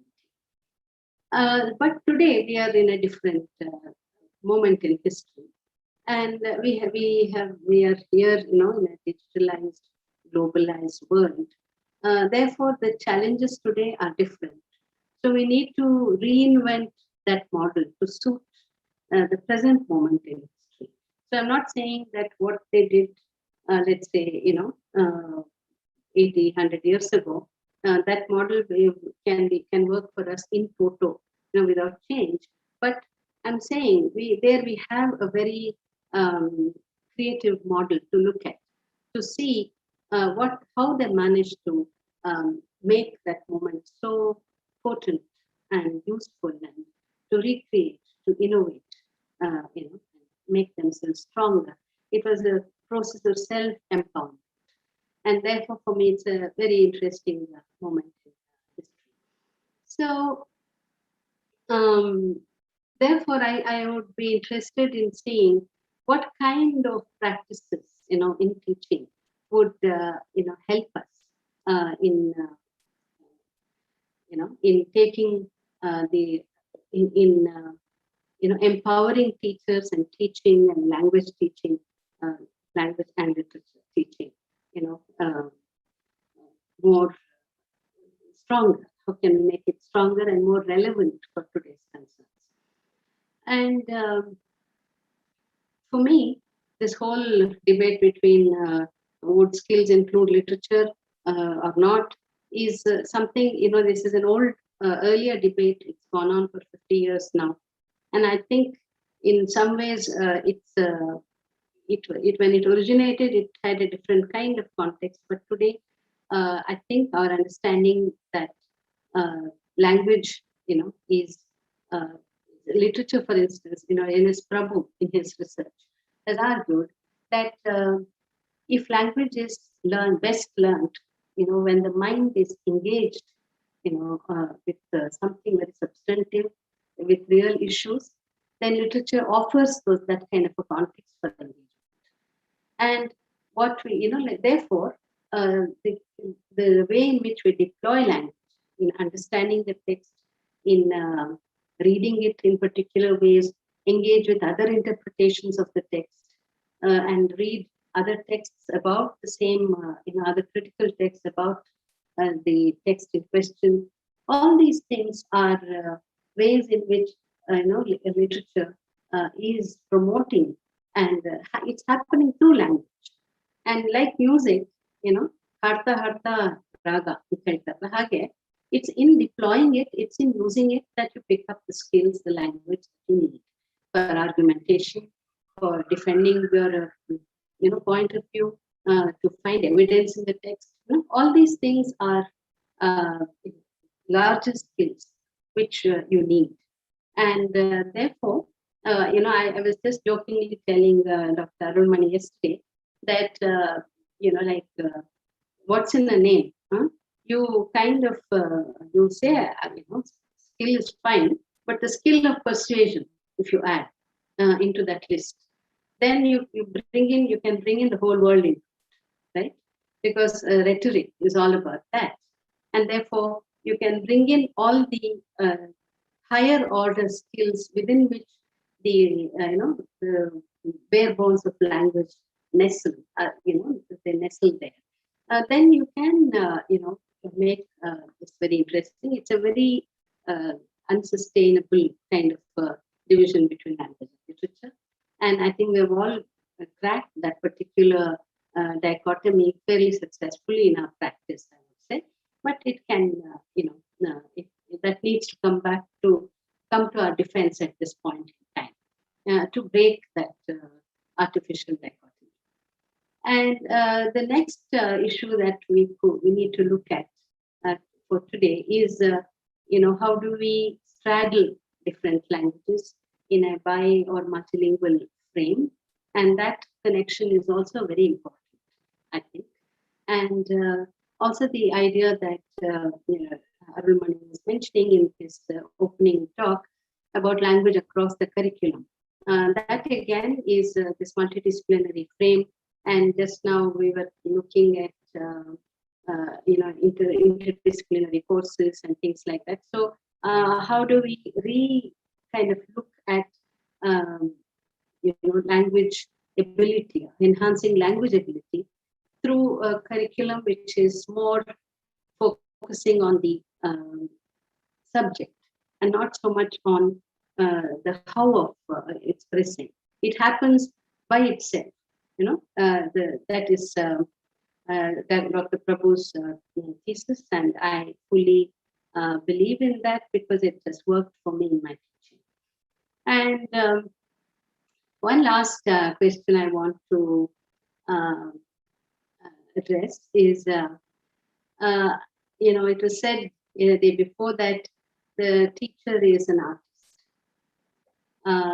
Yes, I really do think so myself. Because why is that so? Classrooms are really unpredictable, messy places. And they're spaces where you may have prepared any amount, but one question, a googly that comes from somewhere, is enough to make you sort of really reel under its novelty or its mischief or its whatever the intent. So to handle teaching in that kind of unpredictable kind of situation is a challenging affair. And yet, how beautiful, right? You have to think on your feet. It's not enough, homework to do homework, but if you can take in that question and think that moment and think anew and make a new connection for yourself and for the student, of course.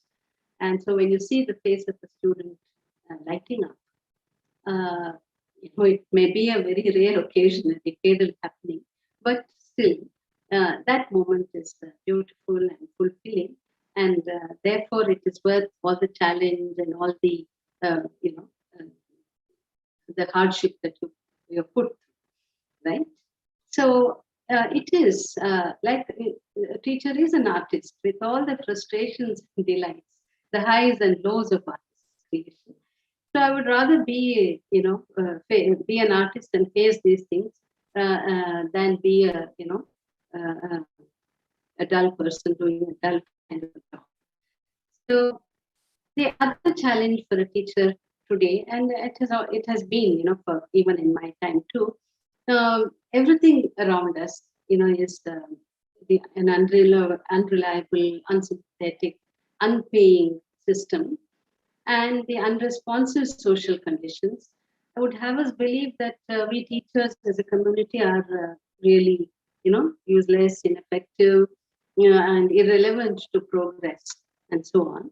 And the case of guest lecturers is really something we should be ashamed of.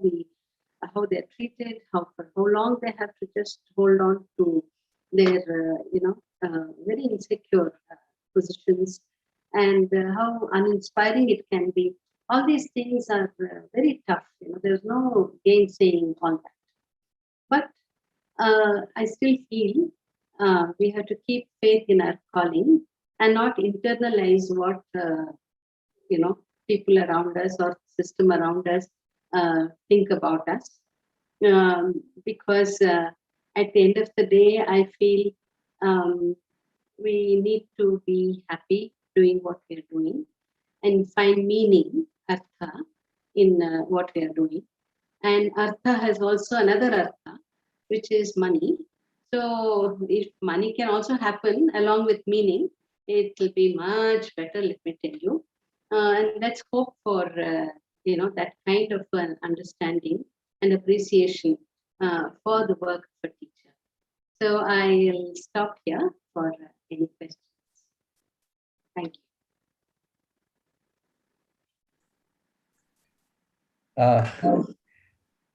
you. Thank you, Vanamala. As always, it was a pleasure to listen to you. Yeah. Thank you for touching on so many different aspects of the multiplicity of languages and how we can deploy them best in our classrooms, and also the whole theory behind bilingualism, and presenting to us a very empowering way of viewing bilingualism in our classrooms. I would like to make an observation and then throw it open to you for your further reflection, and then we can take questions. I think people who post questions, I'm also not very good at this, but I think I can see at one corner of my screen the chat box. So I hope I will not, I won't make that go away by some monkey movements of mine. So I'll keep an eye on that. But if I don't get that, I hope Maya will help me out with this. Yes, sir, we'll tell you if there are. Sure. Thank you. So the question, the issue is this: of late in this country, while we've been on the one hand talking about all the nice things, that is how we have this wonderful diversity of languages and how they all have so much to offer each other, and how bilingualism and multilingualism is a blessing. Here we are in Bangalore, which is a truly multilingual space. Yeah. I don't think there are very few old-time Bangaloreans who are not at least bilingual. And yet this has also been a place that has been fraught, and this as also a kind of microcosm of the rest of India too, because it's also been a place fraught with tension between the boundaries of various languages because of identity politics entering in. And this is also driven by feelings that may be actually coming from outside language itself, in terms of people's insecurity when immigrants come, bringing other languages, etc. Bangalore has been especially a place where there's been tension, as you know well, going back to the Gokak period agitation and so on. We're not talking about English and the Indian languages. We're talking about the politics between Indian languages in a space like Bangalore at the moment. For example, there was also the whole, remember the period when the Urdu news created a problem because of some telecast, and you're not able to hear me, Anamala? Yes. The telecast, yeah. The Urdu news. So yeah. There is a substantial Urdu population and speaking population in Bangalore. Right. But then the Kannada Tamil thing, but Tiruvalluvar statue. Yes. Here. Yeah. Finally, I've told they've resolved it by having a Pampa statue there in Chennai. Yes. So there are times also when you can see such wonderful instances of forget the past, let's move on together and reciprocate. Yes. So then on top of that, we're beginning to hear now a kind of notion of a kind of cultural politics or cultural nationalism that says that is trying to reassert the hegemony of one Indian language as the true Indian language or the source Indian language, and namely, Sanskrit, which is actually a beautiful language in itself. Mm. But when used by politicians and by chauvinists and so on, it enters another kind of space which is not very pleasant. So I just wondered about these things going forward in this country. What are your own thoughts on this? I think you are very right in saying that. That's why I said it's a hierarchy of languages. And I know, that's why I used the Mohanty quote, which says it's a multilingualism of unequals, right? And because of that kind of fear, a sense of threat that Kannada culture feels from the inside, especially in a city like Bangalore, which is the city, for Kannadigas. This space is being usurped more and more by outsiders. And in terms of percentages, and if you look at the population demographic analysis, in fact, 2 years ago, the Hindu had a debate in their annual huddle, as they call it, who is a Bangalorean, right? And I was just I was saying how my domestic help is a Telugu person, and the one who my driver is a Malayalam person, and the one who comes for the garden, that's the only Kannada person, and the cook is some other language, and so on. And there was, the workforce, for instance, in Bangalore today is largely from out of the state. And therefore, I think these are all movements which are, beyond our ken, as it were. It's a larger kind of a force which is at play. I think in some ways being aware of it, and also the attitudes people bring to it, as when they come into Karnataka, will be very different from the attitude that the immigrants bring to if they go to Tamil Nadu, for instance, where even the bus boards are in Tamil. So if you don't know how to read Tamil, it's very hard for you to really, get around. So things like this, So there is, but I'm still happy to, like once Alur Venkat said that the test of a good culture is how it treats its minorities, not so much how it treats its majorities. And in some ways, Kannada culture has always exhibited a certain resilience, a certain grace, a certain hospitality, all these years. But that resilience is being pushed, is being tested.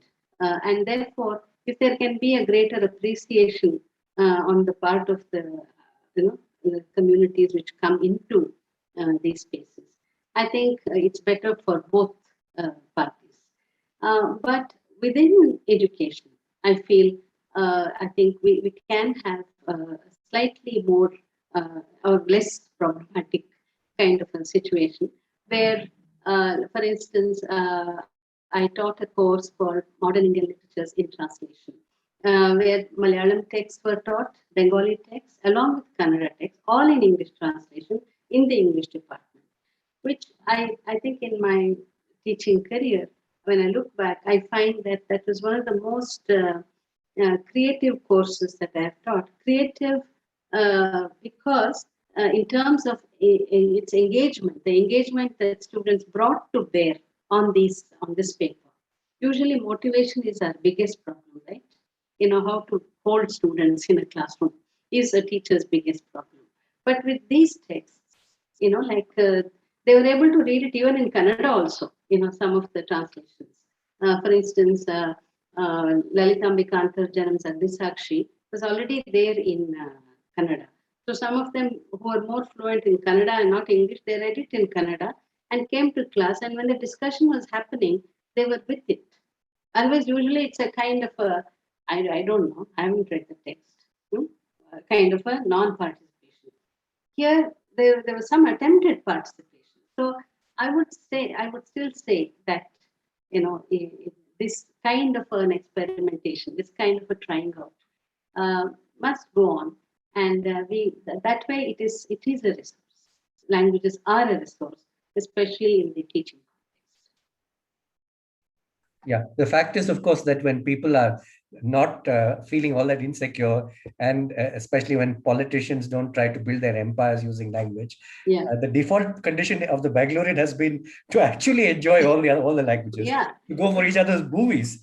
In fact, I remember how Shankara Bharanam was such a hit in Bangalore, and Ek Duje Ke Liye, and all of those things. So people left to themselves, I think, generally are quite friendly towards each other. Yeah, actually, I'm right now translating a 10th century Kannada work called Vaddaradhane. It comes from the Jaina universe. And it is a collection of short stories. And in this old Kannada text, there are about 55, 60 quotations from Prakrit because of the Jain connection. And there are an equal number from Sanskrit. So it is actually a trilingual text. When a certain kind of a point needs to be made with a certain kind of a force, the writer has brought in Sanskrit quotations. And where it is something that is unique to the Jaina tenets, then the Prakrit quotations come in. And using both these stories are woven, and I find it such a great example of multilingualism. And this is a very popular text. Through history, it's been a popular text. We can throw it open to questions. Maya, are we getting any questions? Others, anyone want to ask questions? It's been a long working day, so I'm sure people are. I'm sure there will be one or two. Yeah. I request the audience to post your queries in the chat if you are in this meeting or on the YouTube live chat. Yeah, I don't have access to the YouTube, Maya. You must check and tell me. Yeah, check in, sir. Yeah.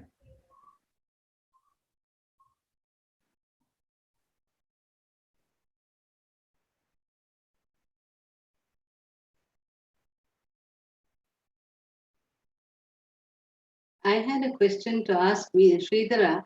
It's actually Avinash's question about is there anything progressive, in the NEP that he found progressive? But I don't know if Sridhara is here. So, Sridhara, you should unmute. Okay. Tell me. Yeah, Sridhar, I was saying that there was a question, I think, which Avinash had asked about your paper. If, did you find anything progressive in the National Education Policy 2020? Yeah, I think I answered it by saying that the structural change that's envisaged, breaking the kind of narrow fragmentation, allowing the students to choose the kind of subjects they want, and a credit-based system is the necessary change that we need, no doubt, today. So that is the progressive part. But in Indian context, we have a problem. There are two problems that I mentioned. So it's not about the policy per se. Yeah. But then the policy should also envisage the ways and means of implementing them. That has not perhaps been addressed too, because we have very deep down structural problems. Right. As I mentioned that, which college or autonomous college would offer a variety of courses where there are very few takers. So it gets reduced to certain market-oriented courses. Yeah. Because my colleague P.V. Narayan used to make a joke of that. These are not job-oriented courses; they are jab-oriented. So these are, and so what happens is, for those who don't know Kannada in this audience, jabo means pocket, where they pinch your pocket. So what happens is that so the choice gets restricted by the market forces. Yeah. And education which is conditioned by market, see, to some extent it always keeps happening. I'm not saying no, but they should not condition it to such an extent it should stifle it. That's the problem. Yeah. And then I think tomorrow Shripad Bhatt might talk a little more about that, because he was the one who pointed out in the debate that happened in Canada that the dropouts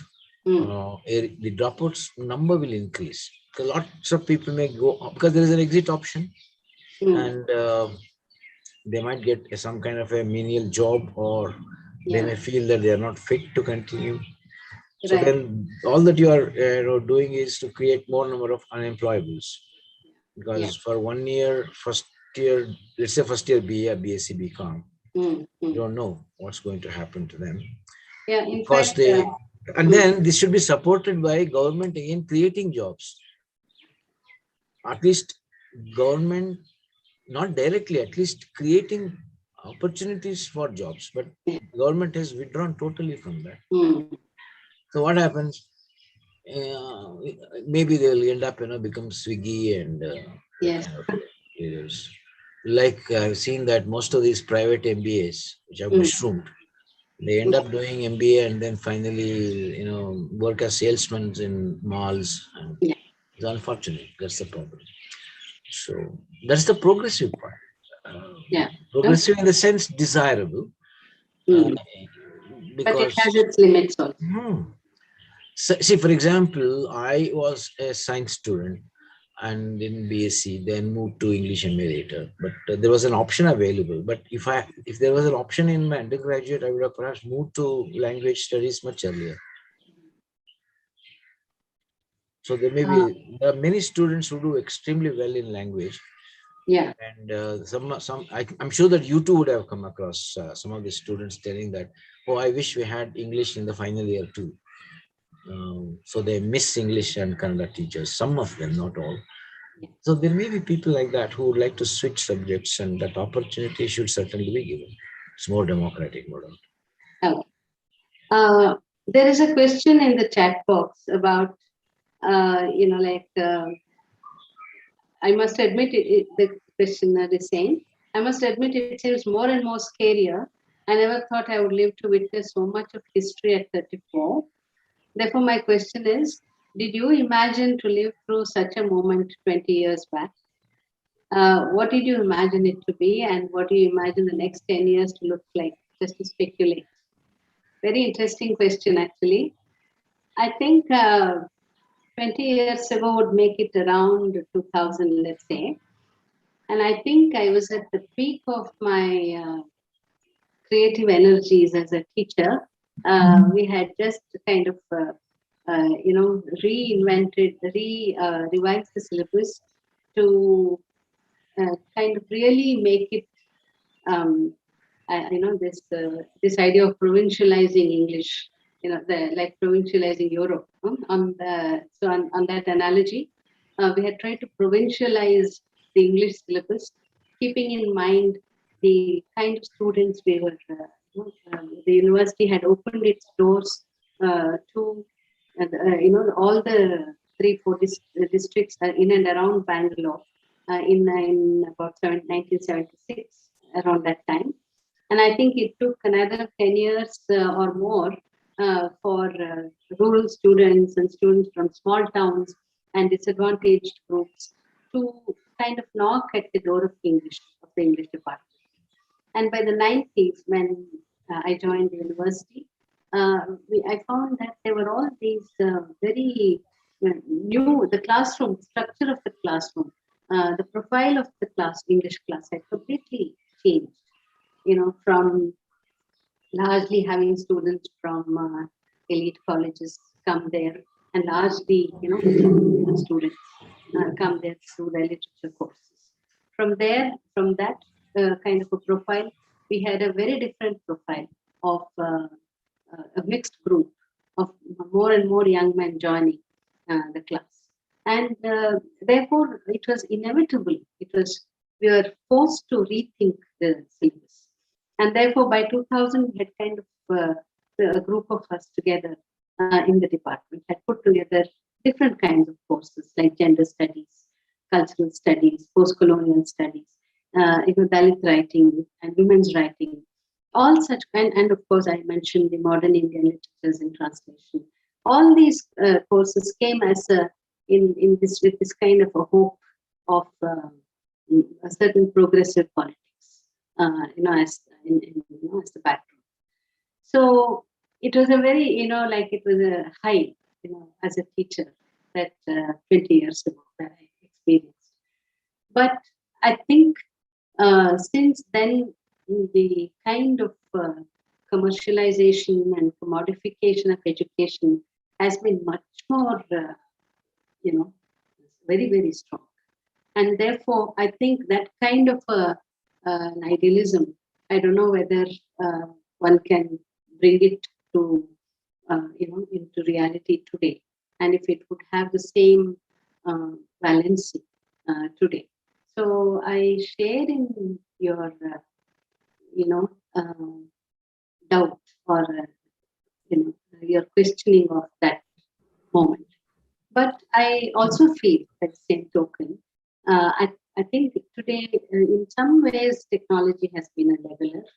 And even as a translator, I have got the benefit of that. At the press of a button, I can access thesaurus, all dictionaries in Kannada and English, and like any other doubt, there is Google, there's this, there's, so in some ways, knowledge is much more freely flowing. And so to that extent, I think this is the sources of learning are much more diverse. I think the classroom is just one resource for a learner if you're really interested. And therefore, perhaps, there are other aspects and other challenges of digitalization, which there are advantages as well as challenges. So I think if we have to negotiate and, travel our way, to get what we want. Right? Let me see statistics. We have a question from YouTube, ma'am. Yeah. So this is from Professor Satyaprakash Sharma from Statistics Department of our college. Yeah. He's asking how a work of translation will be helpful in technical subjects such as his statistics. Mm-hmm. And before that, there has been a question. Yes, from Avinash sir also. Yeah. Why have efforts at transmitting science and arithmetic not succeeded as well in India? Monetary support, or is it something else entirely? Okay, the question is, why is it that the translation of science and rational thinking not succeeded as well in India? I don't know if there's an easy answer to this. I think with rational thinking, for instance, like when H. Narasimhaya was, active in his analysis principle and later in Bangalore University, there was this whole movement, about rational thinking and questioning superstition and things like that. So I think it had its impact, whether it happened through English also as well as through translation. So I think there was a phase like that in Kannada culture when all these superstitions were questioned, right? Core and others. So it happened to an extent. And translating science and, I think in the Department of Science and Technology, they have supported a lot of translations of science. But from what I see until now, largely, the emphasis has been more on correctness of than communication. Therefore, what happens is highly Sanskritic words are used in the translation, which makes it as opaque as English, right? I mean, I'm making a wild generalization, and of course, there are exceptions to what I'm saying. But by and large, the language of translation has been needed to be needed, KNEADED, needed to make it more accessible. Perhaps there are, as I said, I don't want to venture into a generalization, but I just want to state it as a problem in the process of translation. Maybe, in practice, different practitioners have brought in different strategies to handle it. Yeah. Right. I would like to just add a note to that.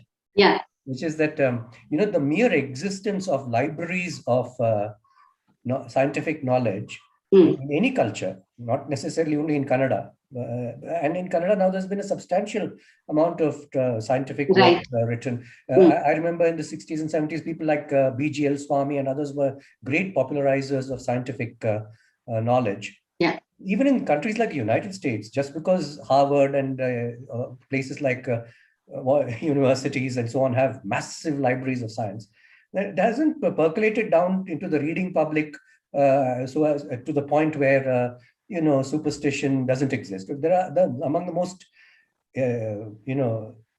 poorly informed people. You'll find people who are fundamentalists of all kinds, who are anti-science of all kinds, even in a country like the United States. Yes. So I don't see how this problem can,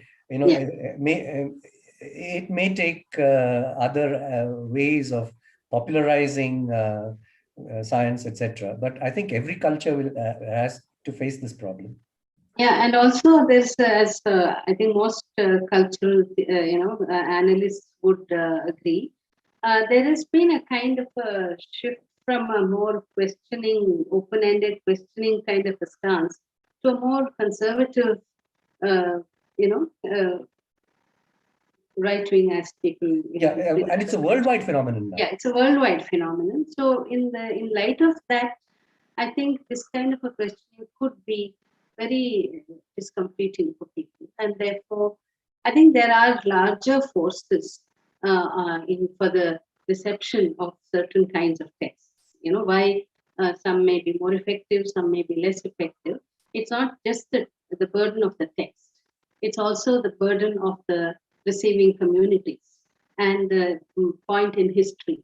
Therefore, it cannot be pinned down to any one thing as such. About the statistics, in a way, it is connected to this, to the previous question about science, the doing of science, and how it helps.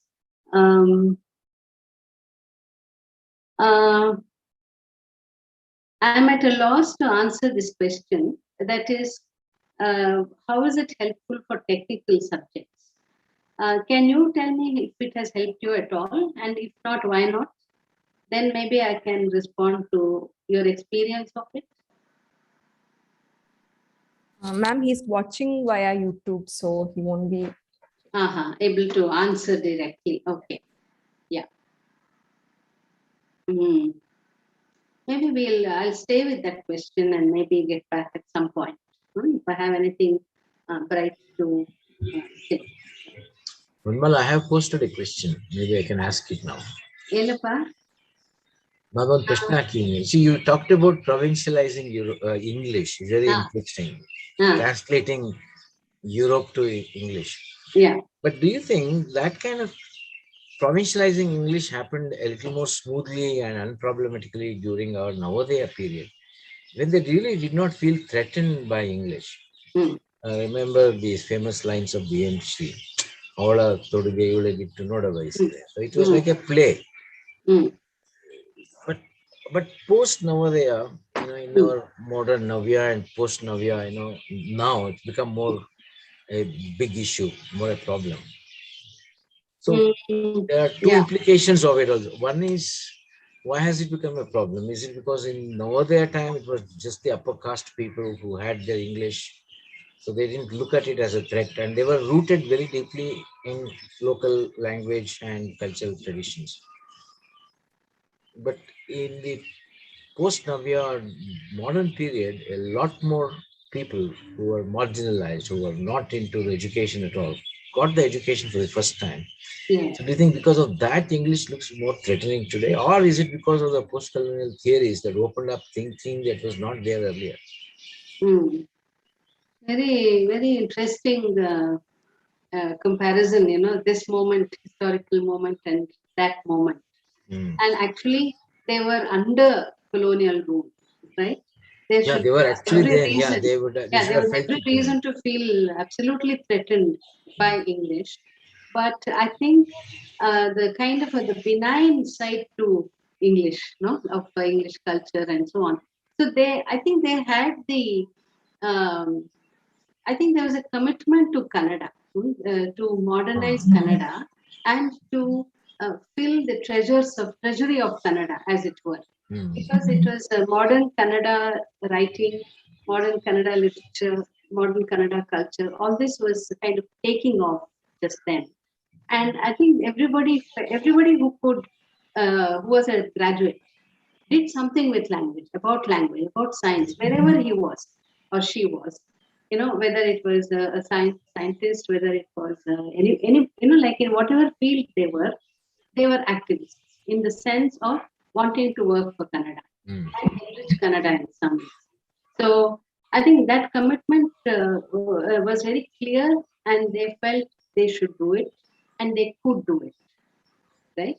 Whereas today, that kind of commitment to Kannada has become so many Kannadas today. As you said, there are different stakeholders. Broad. Just as there are many Englishes today. Yeah. Simply British English is no longer the default English. Not. In fact, it's the language without a center now. Yeah.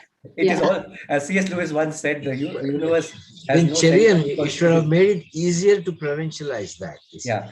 No, I was just saying, C.S. Lewis once said the universe has no center because it is all center everywhere. Yeah. I think that's in one sense very liberating, in that here we are speaking English in our own Indian way, and happy to be that way, So. Yeah, but I still don't think English is such a threat. I don't know if it's such a incorrigible threat, because people are doing very creative things with English also. Yeah. Today. True. And they are fracturing English to say what they want to say in their language. Like Meena Kandaswamy's, there was a poem I wanted to quote earlier. So what kind of English do I dream about? There's a poem about that. So I think in a way, while there is a kind of a English continues to be a gumma, you know. What's the translation for gumma? Do you know? No, I don't know. Sridhara might know. For what? Gumma. Gumma banda gumma. English continues to be. I know Yogi. you can't. You can say ghost or a spirit or apparition. Like a An spectre, apparition. like a Spectre, spectre, yeah. you know.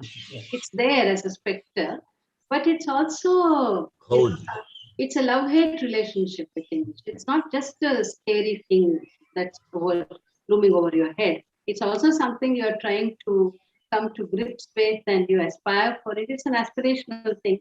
And therefore, it is much more complex than just one kind of attitude. I think it's a polyphonic sign. English has many things. It means many things. Anumala, I think now there's a question from Professor Satya Prakash. It's on the screen. Yeah. It is a response to what you raised, ma'am. Yeah. So he's saying it would be helpful at comprehension level, but I doubt at the time they need to reach out and communicate their concepts to their society. Yeah. They means who?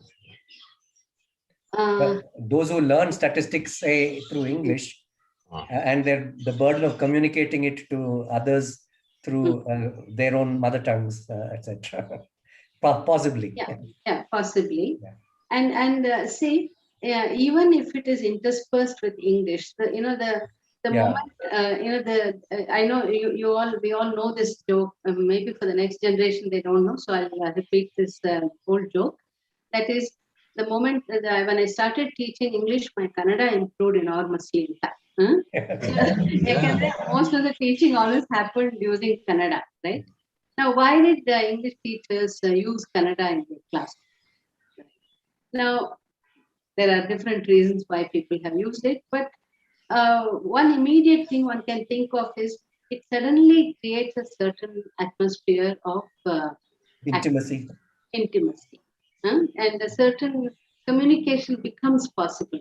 However, minimal, there's still something that there is a spark in the eye, as it were.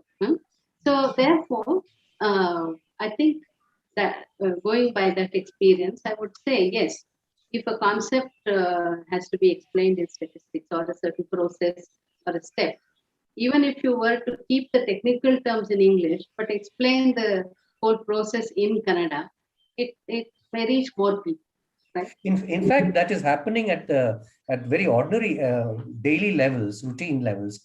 Even a mechanic explaining something in Kannada, if you just casually eavesdrop, you will hear a lot of English words, but the whole discourse is in Kannada. Right. I think, how are we doing for time? I think we are, Maya, just tell me. It's almost 6:55. Yeah, isn't it? Time to wind up? Is it time we wound up? Or? Yeah. Maya, you must tell me the time constraints. Or Arul, sir? I have one tiny question. If we have time, if you're not tired, ma'am. No, I'm fine. Okay. I just wanted to say that your point about state language replacing mother tongue is a well taken point, because we are seeing the various shady ways in which people respond to that when we have to handle admissions and things like that in college, right? Another thing that's complicating that situation is that you have boards like the ISC and the CBSE which have done away with languages, right? And so students come in saying, do we have to take a language, etc. So that kind of thinking has also set in. Yeah. Right? So I think this insistence on state language is a very useful thing. And in fact, at St. Joseph's, one of the things we've started is an introductory Kannada course, right? For people who claim not to have any language background in the 11th and 12th, for them to take Kannada if they don't have access to Kannada and so on. But one thing that I'm also thinking about is in this insistence on the state language, can we also make some sort of space for the smaller languages of Karnataka? Languages like Biari, Tulu, Kodava. Should the academy make a more concerted effort to bring them in some form? The first clarification is that I don't want to take credit for a good idea, which I didn't propose. It is precisely Siddaramaya's paper today, in the article in the newspaper today, that Sridhara quoted, where Siddaramaya points out that it is the mention of state language is not there in the text. It says mother tongue, right? But I read it in the morning, and I agreed with that point, that it is an important shift in the policy. Yes, I think like Tulu, Konkani, Yari, Kodava, so many languages are there, and I'm sure they feel as threatened as Kannada does vis-a-vis English, and perhaps much more, right, in the context of Karnataka. So, but how to bring all these languages into the educational system is something that is very, very challenging for us. But the what is it? The cognitive value of that is beyond question. I think for a child to make sense of concepts, if it's a world that see, like for instance, I remember from moving from my 7th class to 8th. Until 7th, I was in Kannada medium, and then I shifted to English. And the very first test I failed in biology because they asked us to draw the picture of a plant and name the different parts. And I had said Beru, Beru, Kanda, Kanda, and so on. And I got one big pumpkin. So, but I learned, okay, I realized that if I don't learn up the words, I may have the concept, but I won't. I think that's the concept. That's the condition now also. Yeah. Yes. Yeah. So I think it is a big challenge if there is a shift from the. But at the same time, I've also read that like dealing with several languages, 2-3 languages, keeps your mind very agile, and it is good. It's a good, it's cognitively, it builds resilience, it builds better understanding, and so on. It'll keep Alzheimer's at bay. Yeah. So therefore, I think, and as somebody, like my mother tongue is Tamil, whereas the street language I grew up with was Kannada, and then I shifted to English. So it was not so traumatic. It was quite fine. So that's what has made me feel that maybe this common human proficiency for language, that base is very strong. If it can be strong in one language, then it learns to adapt for the differences in the other languages. So I'm a great believer, therefore, in having as many languages. But the question, the challenges are at the level of implementation, right? Where do we bring a Tulu teacher in a regular, school? In, let's say, even in Dakshin Kannada, is there enough workload? All these questions come up, right? So yeah, thank you. Yeah. Again, the clock says 7. Should we stop? We'll ask our anchor, Maya. Yes, sir. I think we have come to. Yeah. Okay. I'll just make a few remarks for just a minute or so. Thank you very much, Vanamala, and thank you all the participants for your wonderful questions, which drew such enlightening comments also from Vanamala and also from Sridhara. We are at a point in our in history, as it were, where we experience both centrifugal and centripetal pulls. Nowhere in the world now will you easily find a monoculture, because many parts of the world are now, including the white bastions at one time, Europe, are full of immigrants. who come with their own language and culture, etc. So in India, we've always had multicultural, multilingual spaces, but this is now becoming a worldwide phenomenon. And people who were earlier very kind of who you could call Puritans of language or purists, etc., find themselves having to yield to this reality of multicultural, multilingual spaces. So it's not just in India, but it's a worldwide phenomenon. Countries like the United States, for example, in the 1950s and 60s, they had this melting pot concept. That is, wherever you come from, you just forget your mother tongue or whatever cultural amnesia is imposed on you. You start speaking English. But now there are thriving Korean communities, Vietnamese communities, where they, I even saw once a bus board which at the back, an advertisement which said, learn Telugu in 30 days. Obviously, this is in San Francisco. Learn Telugu in 30 days. For whom, obviously, for a large Telugu diaspora, the youngsters who are being sent to schools in English, the parents feel that, so there's a market demand that, you need to be in touch with your mother tongue. So those kinds of things. And bilingual signs are appearing everywhere. Spanish and English. Even Vietnamese signs are being seen in places like California and so on. So everywhere people are having to, and this is a good thing in that, as Vanamala pointed out, it's good for cognition also. It's good for human development and enrichment for people to be multilingual. In Germany, almost everyone now learns English as a second language. These were places where, in France too now, one of the most puritanical in terms of language. So I think there's an open world, and this is something to be welcomed. And one hopes that our educational system will be alive to this and make it possible for this kind of enrichment that comes from languages in conversation with each other, in dialogue with each other, exchanging things with each other.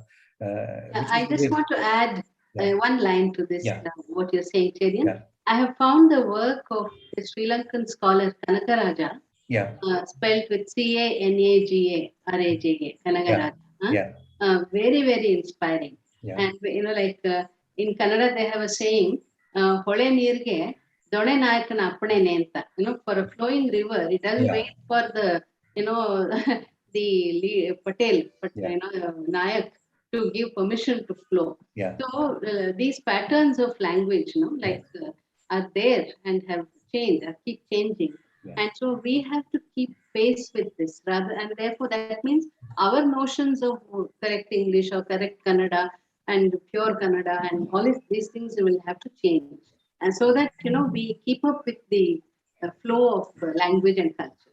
And the creativity of the masses is what is responsible for this. And that in the academy, we cannot, sit there and pontificate or prescribe, the sort of thing. So thank you very much. And it's been a wonderful, wonderful evening. And thank you, Vanamala, especially. Thank you, Sridhara. Thank you to all the participants.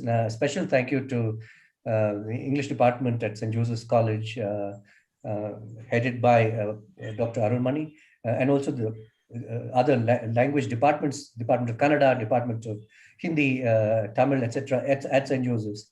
May we continue this very important conversation with each other, because we need to journey together going forward.